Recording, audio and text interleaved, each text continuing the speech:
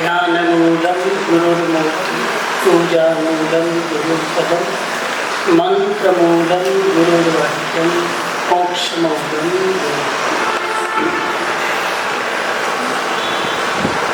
વ્યક્તિત્વમાં દૈવત્વ પાઠ.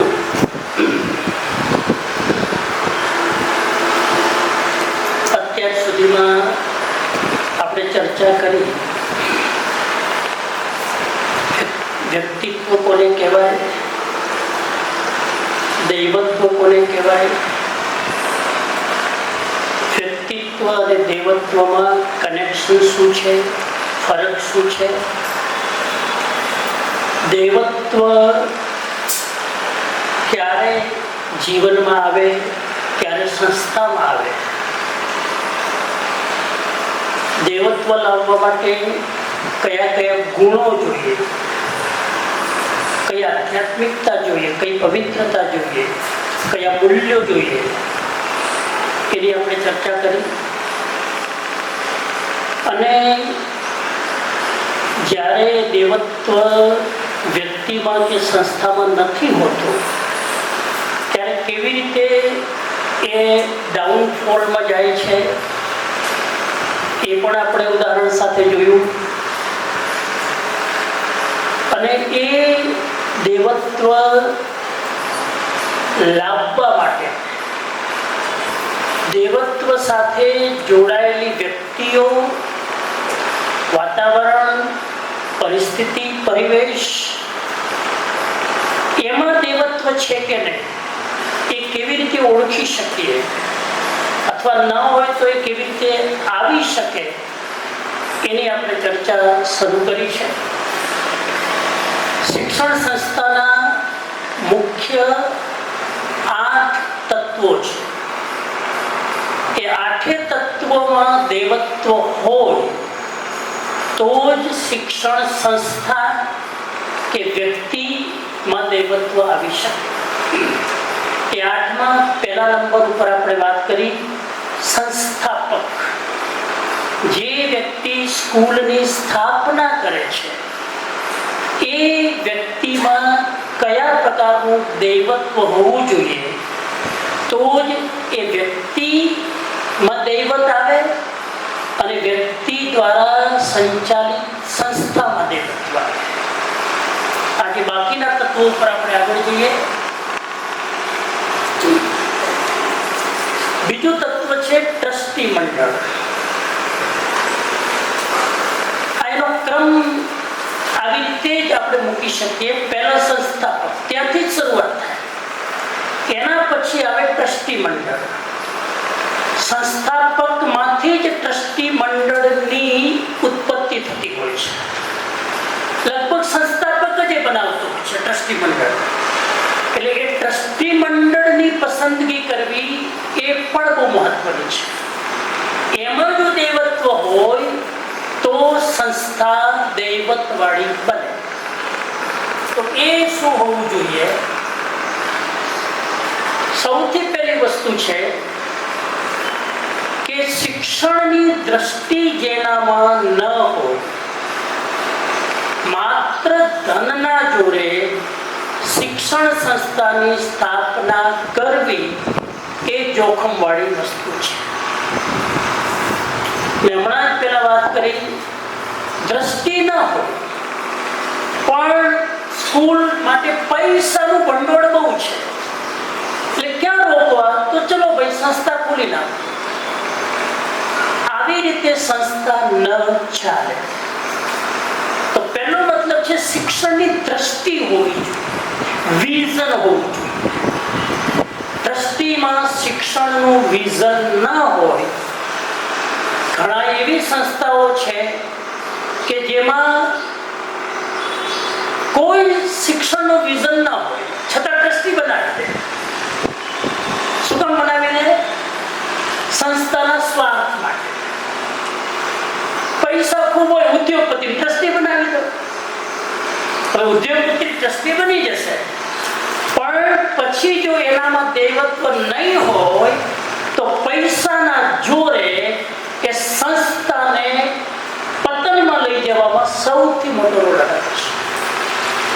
એટલે બહુ સાવધાન રહેવાનું કે પૈસાના બળ ઉપર તમે ટ્રસ્ટીને લેશો, શરૂઆતમાં સારું લાગશે પણ એ સંસ્થાનું આયુષ્ય લાંબુ નહીં હોય. નંબર 1, ટ્રસ્ટી મંડળમાં 3 વસ્તુ હોવી જોઈએ. ટ્રસ્ટી જે હોય એનામાં આ 3 ગુણવત્તા હોવી જોઈએ. નંબર 1, સંસ્થાના દૈવતની રક્ષા કરવાની જવાબદારી હોવી જોઈએ. જે સંસ્થામાં દૈવત છે તો એ દૈવત જે જાળવી શકે ને એવા ટ્રસ્ટી જોઈએ. ઘણી વાર એવું થાય સંસ્થામાં દૈવત હોય પણ ટ્રસ્ટી આવે એટલે બધું પૂરું કરી નાખે, સાફ કરી નાખે. એટલે ટ્રસ્ટીની પસંદગી કરવી એ બહુ મોટો નિર્ણય છે. એટલે એનામાં દૈવત હોવું જોઈએ. દૈવત કોનામાં છે? જે ટ્રસ્ટીમાં સંસ્થાની દૈવતની રક્ષા કરવાની ભાવના છે એ જ ટ્રસ્ટી બને છે. નંબર 1. નંબર 2, સંસ્થાની મિલકતની રક્ષા કરવાની ભાવના છે.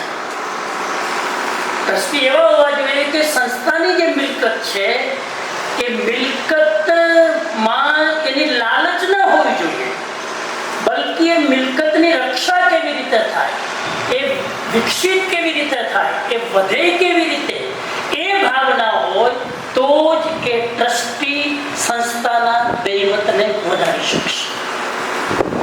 સમજો છો ને? નંબર 3, સંસ્થાના શિક્ષણની રક્ષા. આ પણ એટલી જ ઇમ્પોર્ટન્ટ છે. ટ્રસ્ટીએ એ પણ ધ્યાનમાં દેવું જોઈએ કે શિક્ષણની ગુણવત્તા બરાબર જળવાઈ રહી છે કે નહીં. દેવત્વ છે, સ્ટાફ સારો છે, પણ ધીરે ધીરે શિક્ષકોની ગુણવત્તા ઘટતી જાય છે. કેમ કે સંસ્થામાં દેવત્વ આવી ગયું, શિક્ષકોની વાહવાહી થવા લાગી. એ બધું ધીરે ધીરે બહુ થવા લાગે ને, શિક્ષકોની પ્રશંસા બહુ થવા લાગે.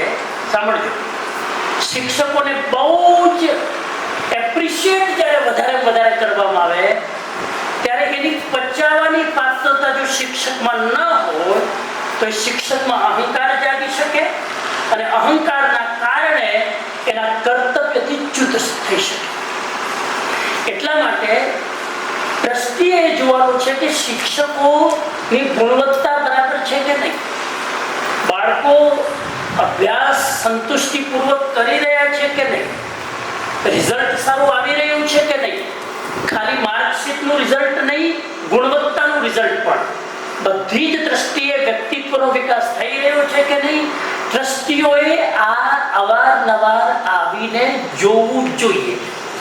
તો એ ટ્રસ્ટી કહેવાય, તો એ ટ્રસ્ટીમાં દેવત્વ છે. મને આ 3 કામ ટ્રસ્ટીના છે. જેટલા ટ્રસ્ટી છે બધા બતાવી દેવું પડશે. આ 3 કામ એના છે. ઘણી વાર શું છે કે સંસ્થા પ્રત્યે ભાવ હોય, કોઈ ખોટું કામ ન કરતા હોય, કોઈ સંસ્થાને નુકસાન ન કરતા હોય, પણ આ 3ની રક્ષા કરવાની જવાબદારી છે. વારંવાર વિઝિટ કરે, આવે, સંભાળે, જોવે, આ એનું કામ છે. તો એ ટ્રસ્ટી એ સંસ્થામાં દેવત્વમાં પ્રાણ કરી શકશે. નંબર 3, ત્રીજો નંબર આવશે આચાર્ય. રક્ષાબંધન બોલો જલ્દી. કામમાં છે.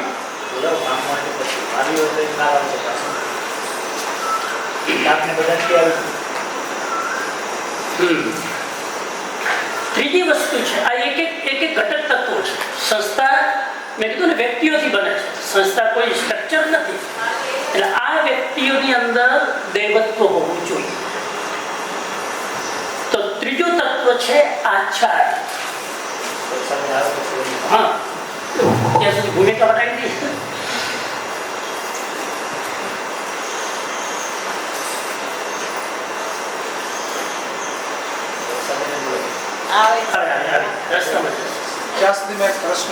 બોલો. સમજો આપણે અત્યારે વાત કરીએ છીએ કે એટલી આવી રીતે કરીએ તો દેવત આવે, પણ જનરલી દેવત છે એ માહોલથી આવે. કદાચ વ્યક્તિમાં હોય હવે એવા માહોલમાં વયો જાય તો એમાં દેવત્વ ના સ્થિતિ. તો માહોલ પણ હા તો આવશે ને, માહોલ આવશે ને, માહોલ આવશે, બધું આવશે. સ્વામીજી એ 4-5 ટ્રસ્ટી હોય, જેમાંથી એક એવા ટ્રસ્ટી હોય કે દેવત્વ થોડું થોડું નષ્ટ થતું. બીજા જે ટ્રસ્ટીઓ છે એવું ના કરે કે હાલો આ ભાઈને થોડા અલગ કરી નાખીએ. આમાં એવું છે, બહુ સરસ પ્રશ્ન છે. દેવત્વમાં જો એવું છે કે દેવત્વ કોઈ એનો ફેક્ટરીમાં નિર્મિત નથી, એનું પ્રોડક્શન ફેક્ટરીમાં નથી થતું દેવત્વ, એટલે વેરિએશન તો રહેવાનું જ છે. દરેક દેવત્વમાં વેરિએશન હશે. એટલું જોવાનું કે ઘણીવાર શું છે, વ્યક્તિ હાજર ન હોય, વ્યક્તિ ફિઝિકલી ઉપસ્થિત ન હોય, પણ ઘણીવાર એ આડકતરી રીતે સંસ્થાને મદદરૂપ થતો હોય. ઘણીવાર એનું દેવત્વ દૂર રહીને પણ કામ કરતું હોય.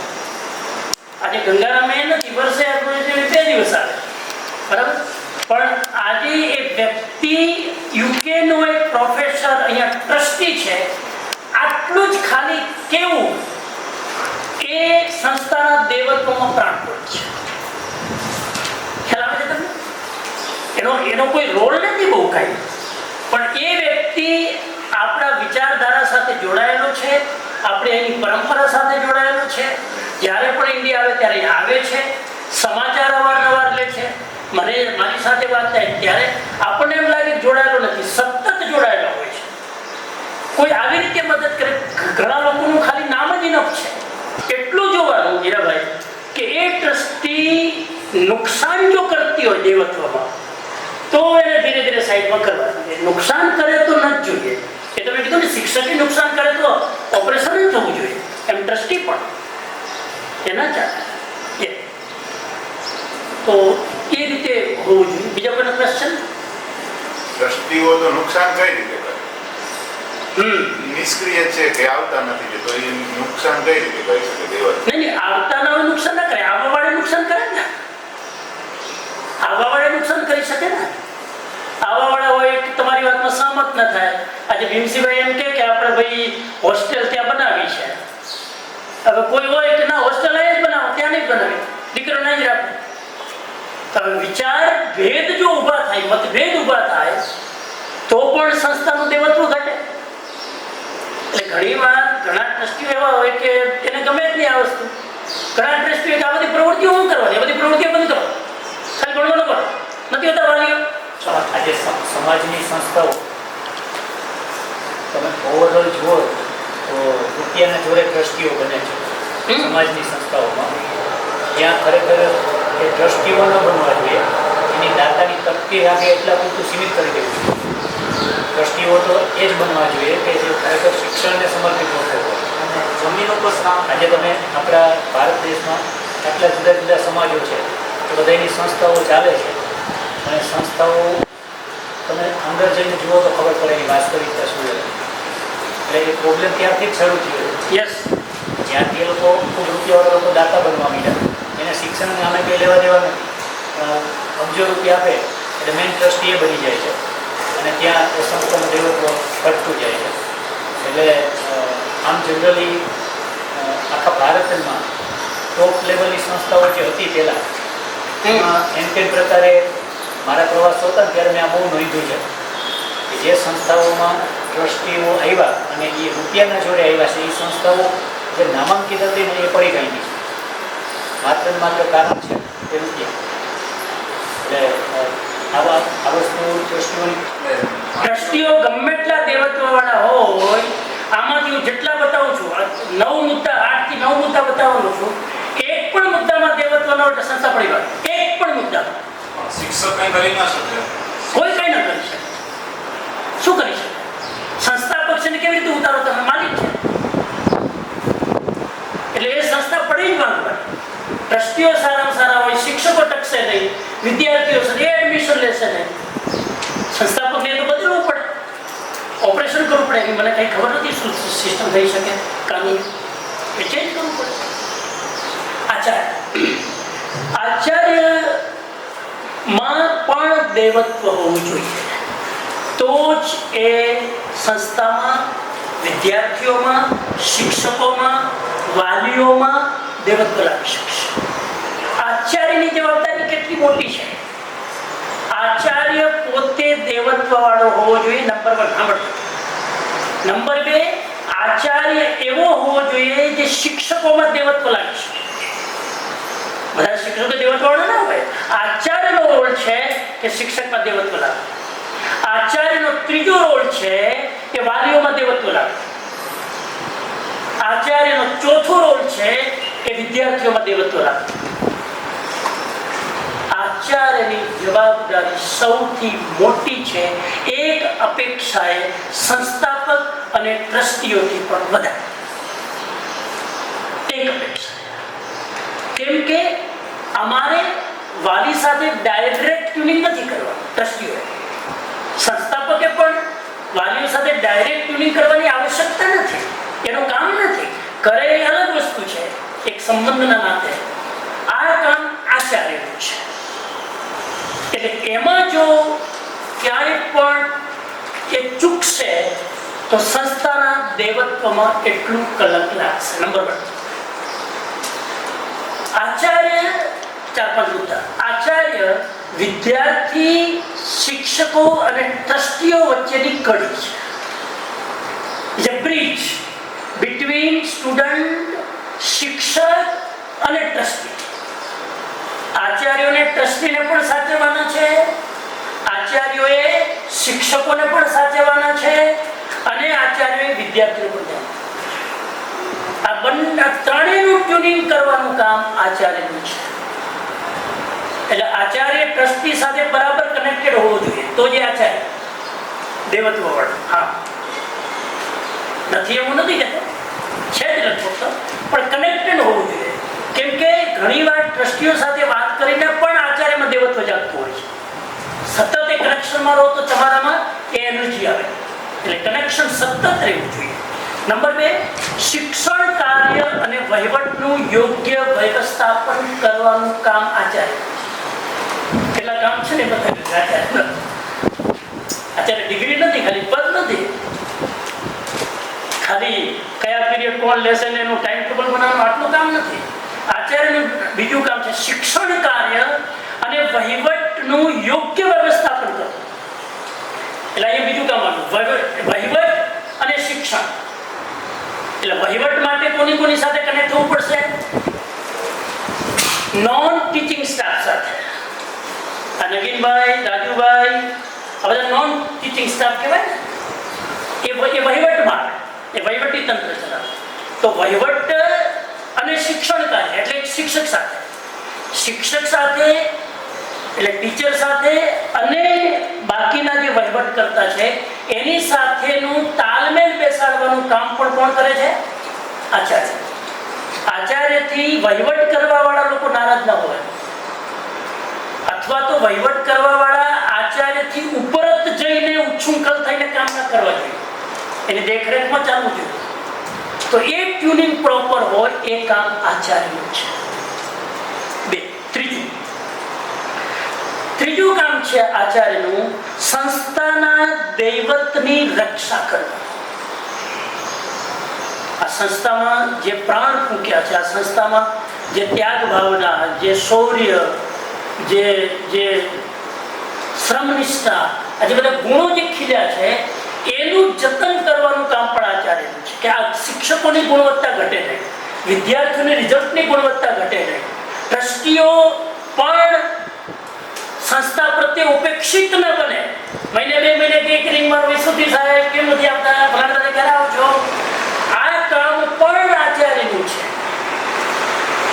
મોટો છે આ ત્રીજું કામ. એટલે જેનાથી સંસ્થાનું દૈવત બરાબર જળવાય એ આચાર્યનું કામ છે. એની દૈવત જળવાય એની ગુણવત્તા વધવી જોઈએ, ઘટવી નથી. પુરુષાર્થ ગયા વર્ષે જેટલી હતી 2024ની સ્થાપના દિનમાં 1 વર્ષમાં એનો ગ્રાફ હોવો જોઈએ કે ઘટવો જોઈએ વિકાસનો, એ જોવાનું કામ કોનું? એટલે મોટી જવાબદારી. નંબર 4, આ જવાબદારી પૂરી કરવા માટે શું જોઈએ? દ્રષ્ટિ અને નિષ્ઠા. એક તમારું વિઝન જોઈએ, દ્રષ્ટિ, એજ્યુકેશનનું વિઝન જોઈએ. આ સંસ્થાને મારે 5 વર્ષમાં ક્યાં લઈ જવી છે એ ટાર્ગેટ હોવો જોઈએ.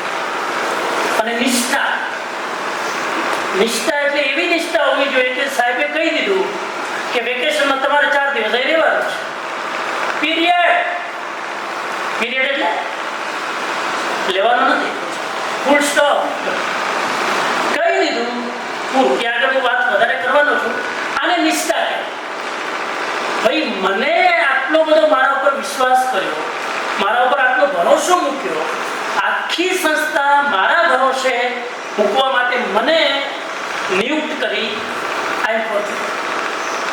ત્યાં પોતાની કમજોરી હોય એને સાઈડમાં મૂકી દેવાની.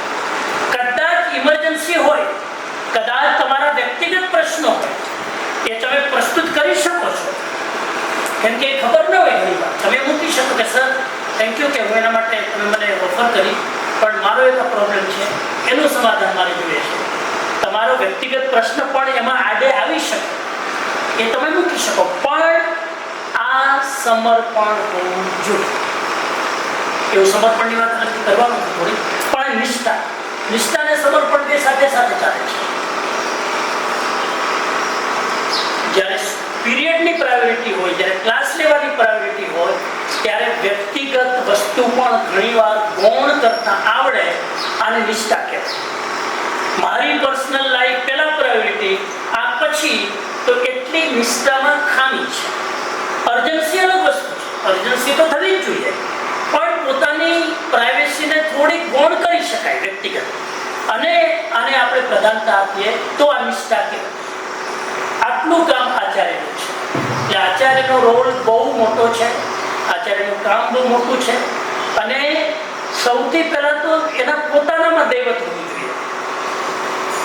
આચાર્ય, હું હંમેશા કહું છું કે દરેક વિદ્યાર્થી, સાંભળી લો, દરેક પુરુષાર્થનો વિદ્યાર્થી શિક્ષક જેવો સમર્પિત હોવો જોઈએ. પુરુષાર્થના દરેક શિક્ષક આચાર્ય જેવા એક્ટિવ હોવા જોઈએ.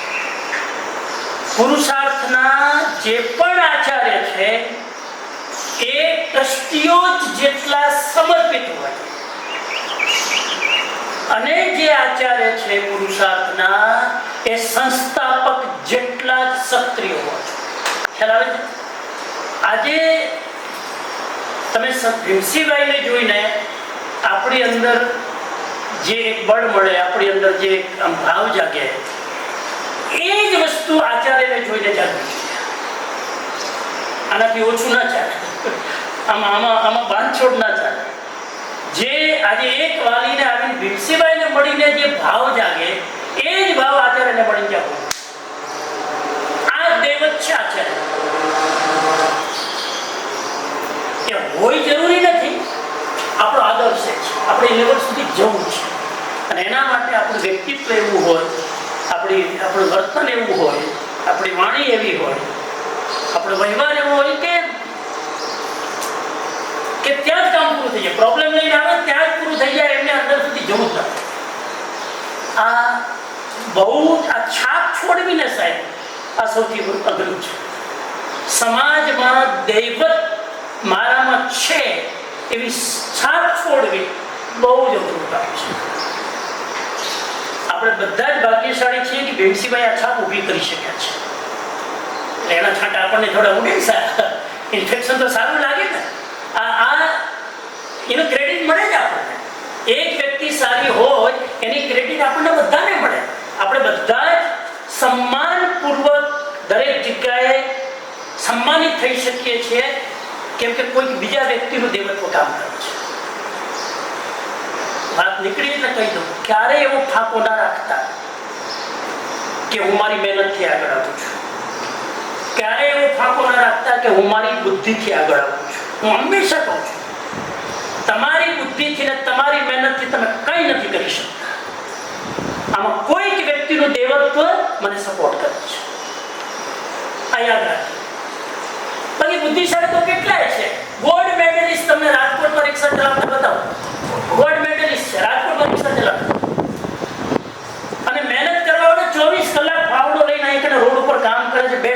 રોટલો નથી ખવાઈ શકતા. મહેનતથી અને બુદ્ધિથી બધું નથી થતું. આ એકદમ સ્પષ્ટ કરી રાખો. ક્યારેક ક્યારેક ઘરમાં કોઈ પુણ્યશાળી વ્યક્તિનું પુણ્ય બળ મારા માટે કામ કરે છે. ઘણીક વાર એક થર્ડ વ્યક્તિનું દૈવત બળ મારા માટે કામ કરે છે. વાત નીકળી છે તો દાખલો આપો. તમારા પરિવારમાં પણ આને લગાવતો. પરિવારમાં તમે એમ માનતા હું કમાઈને આવું છું ને ઘર ચાલે છે ને, માનતા નહીં ક્યારે. કમાઈને તમે લાવો છો, ઘરમાં એક વ્યક્તિ સાવ નિષ્ક્રિય છે, એના પુણ્ય બળથી ઘર ચાલે છે. એ કંઈ કરતો નથી, એના પુણ્ય બળથી ચાલે છે. હું તમને દાખલો આપું. જરા 2 મિનિટ લઈશ, થોડું સમયનું અતિક્રમણ થાય તો પણ, કેમ કે વ્યક્તિગત આ એક મેસેજ છે, તમારા પરિવારમાં કામ આવશે. હું હમણાં જ મલેશિયા જઈને આવ્યો. મલેશિયામાં એક સિટીનું નામ છે પિનાંગ. મેઇન સિટી ક્વાલાલંપુર, બીજું સિટી પિનાંગ, ત્રીજું મલાક્કા. 3 મુખ્ય સિટી, બાકી નાના મોટા ઘણા. હું પિનાંગમાં હતો. ક્યાંક વ્યાખ્યાનમાં મેં આ વાત કરી કે તમે કોનો પુણ્યનો રોટલો ખાઈ રહ્યા છો ને તમને ખબર નથી. મહેનત તમે કરતા હોય, લાવતા તમે હોય, પૈસા તમે કમાતા હોય, પુણ્ય પણ તમારું ન હોય બીજા. અને એ સાયલેન્ટ પેપર. તમારે મેં વાત કરી લે, ભાઈ મને ગાડીમાં રસ્તામાં 3 કલાક જતા હતા, આખી રામકાની હમણાં સમજતી આ વાત તમારી 100% સાચી. એટલે કે હું થયું તો કે હું પિનાંગનો દાખલો એને મને એક્ઝામ્પલ આપ્યું. પિનાંગમાં એક પરિવાર જેમાં 4 શોર્ટમાં જ કહું છું, બહુ લાંબો છે કિસ્સો. 4 ભાઈઓ અને અબજો મિલકતનો વરસાદ થાય, મુશળધાર વરસાદ જેમ થાય ને એમ એના ઘરમાં મિલકત થાય. એને પોતાને ખબર નહીં મારી પાસે પ્રોપર્ટી કેટલી છે. 4 ભાઈઓને એટલી રેલમ છે. હવે એમાં થયું એવું કે અચાનક એકવાર એના ફાધર ગુજરી ગયા. આપણે યુટર્ન જિંદગી કેવી રીતે લે છે. ફાધર ગુજરી ગયા. હવે રહ્યા મધર એકલા. મધરની ઉંમર થઈ ગઈ, ફાધર ગયા. મધરને રાખે કોણ? સાંભળજો, આ મધરને કોણ રાખે? 4 ભાઈઓ કસમ કસવા લાગી. સૌથી બધા 4 ભાઈઓ મળીને મોટા ભાઈને કીધું, તમે મોટા છો, તમારી જવાબદારી છે, બાને તમે હાથ. મોટા ભાઈ જો અમારા ઘરે આવશે હમણાં, એટલે મોટા ભાઈ કે હું તો તમને ખબર છે મારી બિઝનેસની રોજ ચાલુ હોય, હું તો ઘરમાં રહેતો જ નથી, હું તો ટ્રાવેલિંગમાં જ બહુ રહું છું ને, એનું બાનું ધ્યાન મારાથી રહી ન શકે, વળી બાજુ પાપ થાય કે કંઈ ખોટું થઈ જાય, બાને સાચવવાની પ્રેવડ માંગી ત્યાંથી આ મળે ના. બીજા ભાઈને કીધું તો તું સાચું, ડેફિનેટલી હું સાચું, મારે સાચું જ જોઈએ, પણ તમને પણ આવી ને ના, જ્યાં પણ આવે ત્યાં સટપણ થાય જ નહીં, યાદ રાખ. સટપણ કરવા જાવ, આ છોકરી આમ છે ને આમ છે તેમ છે, બધું સારું નામ ને એની ઉંમર ભણે પણ નહીં થાય શકે. આ પણ સટપણ થવા નહીં. ફરી બાજુ પણ મારા ઘરમાં જ મારી વાઈફને બીમારી છે, એને હમણાં એનો કેન્સર ડિટેક્ટ થયું છે, હવે એનું ધ્યાન રાખવું કે બાની સેવા મારા ત્યાં નહીં ના પડતી. મારે મેસેજ આપવો છે ને શોર્ટ મોકલાવો. ત્રીજાએ કીધું મને તો કોઈ જ વાંધો નથી, પણ પૂછી જુઓ. આખી બાને હાચવવા એટલે, સાસુને હાચવવા એટલે બધાનો શ્વાસ અધર કરે એનું નામ સાસુ. સાસુની ડેફિનેશન આ છે, બધાના શ્વાસ ઊંચા કરી નાખે. એટલે એને આ બહુ હાચવતી હોય મને કઈ વાંધો નથી, બધું નાખ્યું છોકરાએ બહુ ઉપર. બહુ કે ભાઈ આ બધું મને નહીં પોસાય, મને આવી ગયું છે, મારે જો ને 10 જાતની રોજની ગોળીઓ ચાલે છે, દવાઓ ચાલે છે ને, હું મારું કરું કે આમનું કરું? એમના 3 ભાઈઓ ભેગા થઈને છેલ્લે ન છૂટકે જવાબદારી સોંપી કોને? ચોથાએ કીધું કાંઈ વાંધો નહીં, હવે કોઈ નથી જ રાખતું તો રસ્તામાં થોડા મુકાશે, રાખી લીધું. અને જો કે જેટલું ચાલે એટલું ભગવાન કરે રાખી લીધું. છોકરો વ્યવસ્થિત, દીકરો વ્યવસ્થિત, બધું બરાબર સાચવે. હંમેશા યાદ રાખજો, ઘર તૂટે છે 2 વખત. માફ કરજો. એટલે હંમેશા હું કહું છું કે લગ્ન કરો ત્યારે પતિ પત્નીની કુંડળી ન મેળવો, સાસુ ને વહુની મેળવો. પતિ પત્નીની મેળવો, બે રાતના 6 કલાક માંડ ભેગા થાય, આખો દિવસ તો પેલા 2 માથા બાજતા હોય, એની કુંડળી મેળવો ને. ત્યાં તો 36 નો આંકડો, ત્યાં તો જામતું જ ન હોય. અને છૂટાછેડા થવામાં મોટામાં મોટો રોલ પતિ પત્નીનો આપસમાં નથી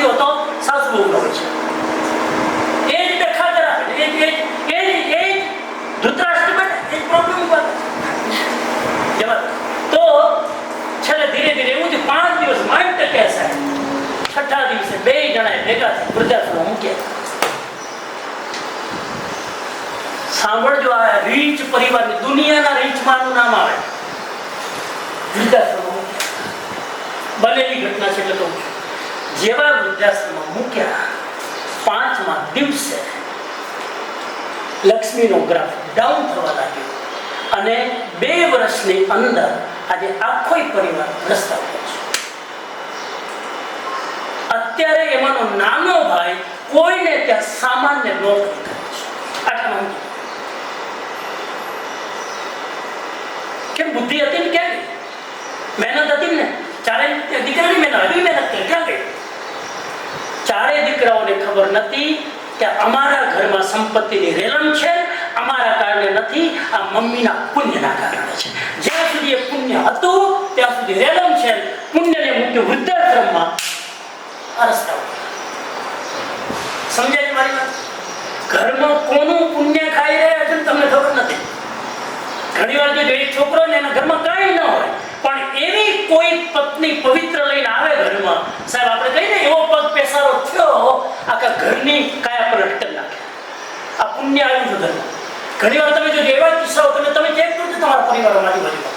ઘણી વાર ગ્રોથ કોઈ જ ન હોય આપણી લાઈફમાં. આપણા ઘરમાં એક બાળકનો જન્મ છે ને આખી દશા બદલે. હા, શું કહેશો? મુકેશ અંબાણી રમેલા પાણી છે તો તે રમેલા પાણી કાંઈ નથી. હા, ખાલી બાર ફૂંકાતો નથી એટલે બાકી થોડું છે. હા, એટલે કોનું પુણ્ય કામ કરે તમને ખબર નથી. એટલે દરેક વ્યક્તિને એટલો જ રિસ્પેક્ટ આપો. આનો મુદ્દો એ છે દરેક, કેમ કે એના પુણ્યથી કદાચ તમે જીવતા હો. પુણ્ય પિક્ચરમાં નથી આવતું, ધ્યાન રાખજો. એ સાયલેન્ટ વર્ક કરતું હોય છે. એટલે હંમેશા આ પુરુષાર્થ સ્કૂલ સાહેબ એટલે આગળ છે, વાત નીકળી છે ને જે યાદ આવે એટલે આગળ છે કે અહીંયા આવનાર લોકોને આવકાર છે. ખબર નથી કે આવનાર વ્યક્તિનું પુણ્ય કામ કરતું હોય કે આપણને ખબર નથી. એ તો આવી 2 કલાકમાં વહી જશે પણ અહીંયા પુણ્ય છોડી જશે. એટલે દરેક વ્યક્તિ સામાન્ય ભીડ સિવાય હોય કે ન હોય, આપણી ડ્યુટી છે કે અહીંયા આવનાર વ્યક્તિ આપણા માટે ભગવાન સમજે છે. મહેમાન નહીં, મહેમાન નાનો શબ્દ છે, ભગવાન સમાન છે. એ રીતે આવકાર આપશો ને સાહેબ, ક્યારે કોનું પુણ્ય આપણને આડું આવી જશે ને આપણા પાપ કર્મને ખબર પડશે. આ દ્રષ્ટિ દરેક શિક્ષકોમાં હોવી જોઈએ. તો આ કામ આચાર્ય છે. આચાર્ય પછી શિક્ષક. સમય થાય ને પૂરું કરી. આજે ઘડિયાળને ક્યાંય મૂકી લાગે. શિક્ષક કેવો હોવો જોઈએ? કોનું પિક્ચર દેખાય છે? ગીજુભાઈ. શિક્ષક હોય તો આવો હોય. આવું આપણે ચાલ્યા જઈએ ને પછી 100 વર્ષ સુધી આમ આપણી હવા બીજા લોકો સુધી પહોંચે. શિક્ષક એવો હોય. મારું સદભાગ્ય છે કે મારી લાઈફમાં અમને એવા શિક્ષકો મળે. આજે પણ હું મિસ કરું એ શિક્ષકોને. આજે હું સાધુ બની ગયો, આટલા હું સ્ટેપ ઉપર છું. એ શિક્ષકોનો હતો પત્તો નથી, કદાચ જીવતા જ કે નહીં ખબર નથી, પણ એ શિક્ષકો આજે પણ હું જ્યારે કોઈ શિક્ષકને જોઉં ને ત્યારે મારા શિક્ષકને એનો ક્લાસરૂમ મને યાદ આવે. ઊભા 4 કલાક ક્લાસ લે સાહેબ. અમારા શિક્ષકો એવા હતા. જૈન વિશ્વથી લાડુ જ્યારે હું આધ્યાત્મિક લાઈનમાં આવ્યો, એ આધ્યાત્મિક લાઈનમાં આવ્યા પછી મેં માસ્ટર કર્યું, સાયકોલોજીમાં ડિગ્રી લીધી. અને એવા શિક્ષક મળ્યા અમને કેટલા શિક્ષક વિદ્યાર્થીઓને ટોયલેટ જઈને આવતો ને પાણી પીતા નહીં, કેમ કે બીજા 4 કલાક કાઢવાના છે. એટલે વચ્ચે ઊભા થઈને હું એકી જાઉં નહીં ચાલે. અને એ સાહેબ 80 વર્ષના ઉંમરના પ્રોફેસર, જોધપુર યુનિવર્સિટીના ટીમ અમારી સાથે ધોતીઓ પહેરી જ્યારે લેક્ચર લે, એની જીભ ઓછી બોલે, એનું શરીર આખું બોલતું હોય. અમને પતંજલિ યોગ સૂત્ર ભણાવતા. આજે સાહેબ મને પતંજલિ યોગ સૂત્ર મળે. આજે આટલા 20 વર્ષ પહેલા મેં ડિગ્રી લીધી. આજે હું પતંજલિના સૂત્રો તમે એટલે બોલી જાઉં. ચિત્તવૃત્તિ નિરોધો યોગથી ચાલુ કરું સાહેબ, અથવા યોગાનું શાસન. આખા સૂત્રો ગોખ્યા નથી. એ રીતે અમને ભણાવ્યા અમને કે અમારે ઘરે જેમ જોવા નહીં પડતો.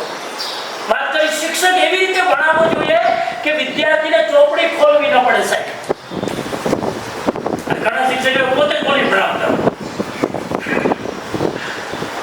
શિક્ષક જ્યારે ભણાવે ત્યારે એના હાથમાં પુસ્તક ન હોવું જોઈએ, કેમ કે એની પાસે મસ્તક છે. તમે એની ભાષા મસ્તક નથી. એ અમુક વિષય માટે રેફરન્સ જોવા પડે, એ વિષયની મર્યાદા અલગ વસ્તુ છે. બાકી ગુજરાતી ભણાવવાનું ચોપડી હાથમાં રાખવાની, ગુજરાતીની કવિતા ભણાવવાની ચોપડી હાથમાં રાખવાની, એમને કવિતા મોડે હોવી જોઈએ. ડીસા જૈન બોર્ડિંગમાં હું ભણ્યો, એ કિલો ડીસા સરદાર વલ્લભભાઈ પટેલ હાઈસ્કૂલમાં. એ સ્કૂલમાં અમારા ગુજરાતીના ટીચર હતા સાહેબ. હું ભણતો બીજી સ્કૂલમાં, આદર્શ વિદ્યાલયમાં, અને ગુજરાતીનો પીરિયડ લેવા આ સ્કૂલમાં વાળતા. કેમ કે અમારી હોસ્ટેલના સ્કૂલમાં વિદ્યાર્થી ત્યાં ભણતા, એટલે કહી રાખ્યું કે આ સ્કૂલનો વિદ્યાર્થી તો વાંધો નથી ને મહેમાન તરીકે. તો કે ના આવા હું ગુજરાતીનો પીરિયડ ત્યાં, અને સાહેબ કવિતા, ગુજરાતીની કવિતા જે રીતે ભણાવે, અમારે કવિતા મોઢે કરવા જરૂર ન પડે. કવિતાની એક એક કડી એ રીતે ખોલીને પાથરીને મૂકી દે સાહેબ. આજે પણ મને કવિતાના રહસ્યો યાદ છે. મહી વેચવા ચાલી રહ્યા, હવે તો અમે કવિતાઓ આપતી જ નહીં હોય તમારે. મહી વેચવા ચાલી આવે છે, હા, અદ્ભુત કવિતાઓ. અને અમારા એ જે સ્કૂલમાં એ કવિતા ગાઈ દે, બે ચાર લોકોનો સ્વર સારો એની પાસે ગવડાવી દે કે આમાં તમારે કઈ પૂછવું જાય, કઈ નથી પૂછવું. હવે અમારા જેવો મૂળ થોડા કે થોડ કે પૂછવું છે, મરી જાય. ખોટ વિદ્યાર્થી ક્યારે પ્રશ્ન જ ના કરે, સમજી લેવાનું, એને બધું આવડે છે. એટલે પછી સાહેબ આગળ જાય. આ તો સાહેબ આવે એટલે આમ કવિતાની જે સાહેબ મજા છે. એમ દરેક વિષયની ભણાવવાની એક સ્કિલ હોય, ગણિત ભણાવવાની એક સ્કિલ હોય. તમે જાઓ કર્ણાટકમાં એવી સ્કૂલ છે, ગણિત ડાન્સ કરતા ભણાવે.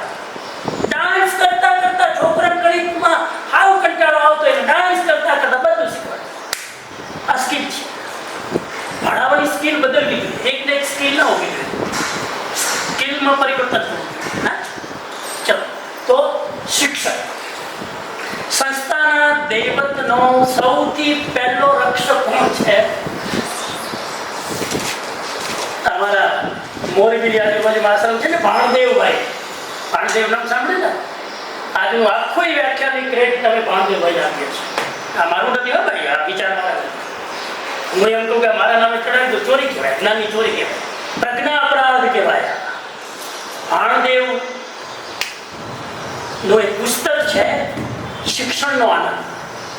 એ પુસ્તકના આધારે આજની આ શિબિર ચાલે છે. પેલા ભીમજીભાઈએ વાંચ્યું, પછી મને પ્રેરણા આપી, મેં વાંચ્યું, અને આજે તમને. સારી વસ્તુ ગમતું મળે તો અહીંયા બીજેને ભરીએ, ગમતાનો કરીએ. તો સંસ્થાની દૈવતનું પહેલું રક્ષક બળ છે શિક્ષક. આચાર્યની મેં વાત કરી, આચાર્ય કડી બને છે, આચાર્ય બધાની સાથે સંયોજન કરે છે, બધી વાત કરી. પણ રક્ષા કરવાનું દૈવત્વનું તો પહેલો રક્ષક છે શિક્ષક. એ શિક્ષણ સંસ્થા શિક્ષકોના હાથમાં છે. આ શિક્ષણ સંસ્થા કોના હાથમાં? પ્રિન્સિપલ હાથમાં, ટ્રસ્ટીના હાથમાં, બોલતા વાલીઓના હાથમાં, કોના હાથમાં? તમે જો બરાબર ભણાવો નહીં, તમે જો પીરિયડ બરાબર ન લો, તમે જો ટાઈમ પર એકદમ ઘડિયાળના કટોરે ક્લાસરૂમમાં ન જાઓ, તમે જો 5 મિનિટ આળસ કરો, ધીરે ધીરે શું થાય? એડમિશન વધે કે ઘટે? વાલીઓની ફરિયાદ વધે કે ઘટે? એટલે શિક્ષકોથી આટલી આપણી આ સંખ્યા જેટલી છે, શિક્ષકોના કારણે. Credit goes to you, not principal. પ્રિન્સિપલનો રોલ મેં બતાવ્યો એ છે, પણ વિદ્યાર્થીઓ વચ્ચે રહીને આ દેવત્વ સંસ્થાનું જાળવવાનું કામ પહેલામાં પહેલું તમારું છે. કેમ કે શિક્ષણ સંસ્થા તમારા હાથમાં છે. એટલે કોણ કેવી રીતે ક્લાસ લે છે ને, વેરી ઇમ્પોર્ટન્ટ. વાત નીકળી છે તો કહી દઉં, શિક્ષક કોને કહેવાય? જેનામાં એના વિષયનું પ્રભુત્વ હોવું જોઈએ. વિષય લેવો અને વિષયનું પ્રભુત્વ બે વસ્તુ અલગ છે. હું અધ્યાત્મનો પ્રચાર કરું છું દેશ ને દુનિયામાં 40 કન્ટ્રીમાં, પણ પ્રભુત્વ હોવું એ અલગ વસ્તુ છે. પ્રભુત્વ હોવું જોઈએ. ખ્યાલ આવે તમને? નંબર 1 ખાલી પ્રભુત્વ નહીં, ઘણા હોય પ્રભુત્વ. એટલા બધા પુસ્તકો વાંચતા હોય, વાંચવાના કીડા હોય, વાંચતા હોય. જ્ઞાનમાં તો બાદશાહ. લેક્ચર લેવા જાય બધા વિદ્યાર્થીઓ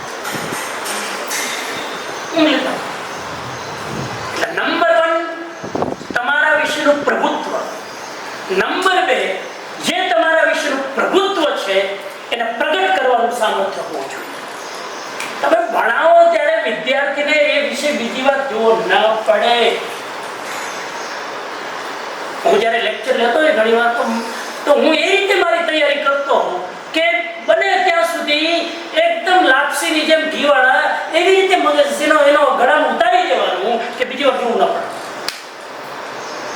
રેફરન્સ જોવા ન પડે. એ રીતે તો તમારા વિષયની એટલી માસ્ટર એટલે વિષયનું જ્ઞાન, બીજું પ્રગટ કરવાની શૈલી. ઘણા લોકો મેં એવા છે જ્ઞાન 10% હોય પણ સાહેબ ઉભા કરી દે, બાદશાહ સાહેબ ઉભા કરી દે કે 10% જ્ઞાનમાં 90% રમત રમી દે અને પેલા 90% જ્ઞાન છે 10% રમી ના જેવું લેક્ચર લેવા હવે સર બસ બહુ થઈ ગયું સર હવે એનો જ્ઞાનનો એટલો અપચો થઈ જાય કે હામલાને ભારે પડે. એટલે શું કહેવાય, તમારા જ્ઞાનને પ્રસ્તુત કરવાની કળા પણ હોય. તમને લેક્ચર લેતા આવડવું જોઈએ. જ્ઞાન છે એટલું પૂરતું નથી, લેતા આવડવું જોઈએ. અને ત્રીજું એના માટે વસ્તુ જરૂરી છે, તમારી અંદર આગળ આવશે આ વાત પણ બહાર નીકળી તો કહી દઉં, તમારી જિંદગીમાં વિદ્યાર્થી સેન્ટરમાં હોવો જોઈએ. તમારા સેન્ટરમાં પૈસા નહીં, પૈસા વગર નહીં ચાલે. હું વારંવાર કહું છું હમણાં, પૈસા વગર નહીં ચાલે, હોવા જ જોઈએ. તો કામ કરી ઘર કેવી રીતે ચાલે, પરિવારની જવાબદારી, બધી જવાબદારી સમજુ છું. સેન્ટરમાં વિદ્યાર્થીને નુકસાન થતું હોય તો મારી બધી જ બાંધછોડ કરવાની તૈયારી આપણે કર્યું છે. કોવિડમાં આપણી કસોટી હતી, આપણે બોલતા હતા વિદ્યાર્થી સેન્ટરમાં. કોવિડ આવ્યું ત્યારે રાજકોટની હું તમને 50 સ્કૂલ બતાવું, ટીચરને ઓફ આપી દીધી.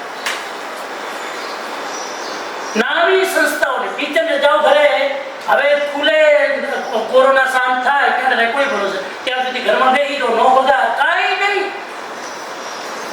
સાહેબ શિક્ષકો રખડી ગયા, વિદ્યાર્થીઓ રખડી ગયા અને આપણે ત્યાં હું સાક્ષી છું, શિક્ષણ ચાલુ રાખ્યું, શિક્ષકોના પગાર ચાલુ રાખ્યા, વિદ્યાર્થીઓનું અધ્યાપન કાર્ય ચાલુ રાખ્યું.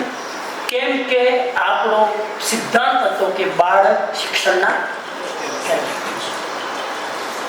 સિદ્ધાંતથી નિયમો અને નિર્ણયો બનતા હોય છે. નંબર 3, શિક્ષણ કાર્ય સાથે જીવન વ્યવહાર બહુ જ મહત્વનો છે. તમે ટીચિંગ કરો, તમારા વિષયને ભણાવી લો, એની સાથે સાથે તમારો જીવન વ્યવહાર વેરી ઇમ્પોર્ટન્ટ. તમે બધાને આ પુરુષાર્થમાં હવે આ શીખવાડવું ન પડે આટલા વર્ષો પછી. હવે તો બ્લડમાં આવી જવું જોઈએ, પણ જે નવા આવ્યા છે ને એ જરા જોઈ લો. આપણા ડીએનએમાં હું જે લેક્ચરમાં બોલું છું એની અસર 10 કલાક પછી થાય છે. મારો જે વિદ્યાર્થી સાથેનો વ્યવહાર છે એની અસર અત્યારે થાય છે. આ વ્યવહાર બહુ જ ઇમ્પોર્ટન્ટ છે. વ્યવહાર એટલો બધો આત્મીય પણ ન હોવો જોઈએ અને એટલો બધો અલગાવવાદી પણ ન હોવો જોઈએ, બેલેન્સમાં. બહુ આત્મીય વ્યવહાર નહીં રાખતો વિદ્યાર્થીઓ સાથે, એટલો બધા ક્લોઝ નહીં થઈ જતા કે વિદ્યાર્થી તમારો ફ્રેન્ડ બની જાય. ક્યાંક સૂક્ષ્મમાં વિદ્યાર્થી શિક્ષકથી થોડો દૂર રહેવો જોઈએ, જેથી રિસ્પેક્ટ આપી શકે. યાદ રાખજો સૂત્ર સાયકોલોજીનું, જ્યાં ડિસ્ટન્સ છે ત્યાં રિસ્પેક્ટ છે. હું જો આખું વર્ષ અહીં રહું તપોવનમાં ને પુરુષા સ્કૂલમાં, હું આખું વર્ષ અહીં રહું, ગેસ્ટ રૂમમાં રહું, તમારી સાથે રહું, આખા વર્ષમાં રહું, તમારો રિસ્પેક્ટ અત્યારે મારા પ્રત્યે જે છે એ ધીરે ધીરે એનો ગ્રાફ નીચે જશે કે ઉપર? સ્વાભાવિક છે. ડિસ્ટન્સ રહેવું જોઈએ. જ્યાં ડિસ્ટન્સ ત્યાં રિસ્પેક્ટ. આ નિયમ યાદ રાખજો. એટલે તમારે બેની વચ્ચે, વિદ્યાર્થીઓ વચ્ચે, વાલી વચ્ચે પણ તમારી સાથે એક પ્રોપર ડિસ્ટન્સ તો રહેવું જ જોઈએ. તમે કહેશો આવો ભેદભાવ કેમ, ડિસ્ટન્સ કેમ? અરે ડિસ્ટન્સ ભેદભાવ નથી, એ પ્રકૃતિનો નિયમ છે. તમે ચહેરો ક્યાં જુઓ, મોઢું ક્યાં જુઓ? અરીસા આપણે મોઢું બતાવે ને કેટલું સરસ, તો એકદમ આમ તમે અરીસાની સામે એકદમ ચોટીને જુઓ, આમ એકદમ નજીક જઈને આમ અંતર નહીં રાખો, હાવ ચોટીને જુઓ મોઢું દેખાશે.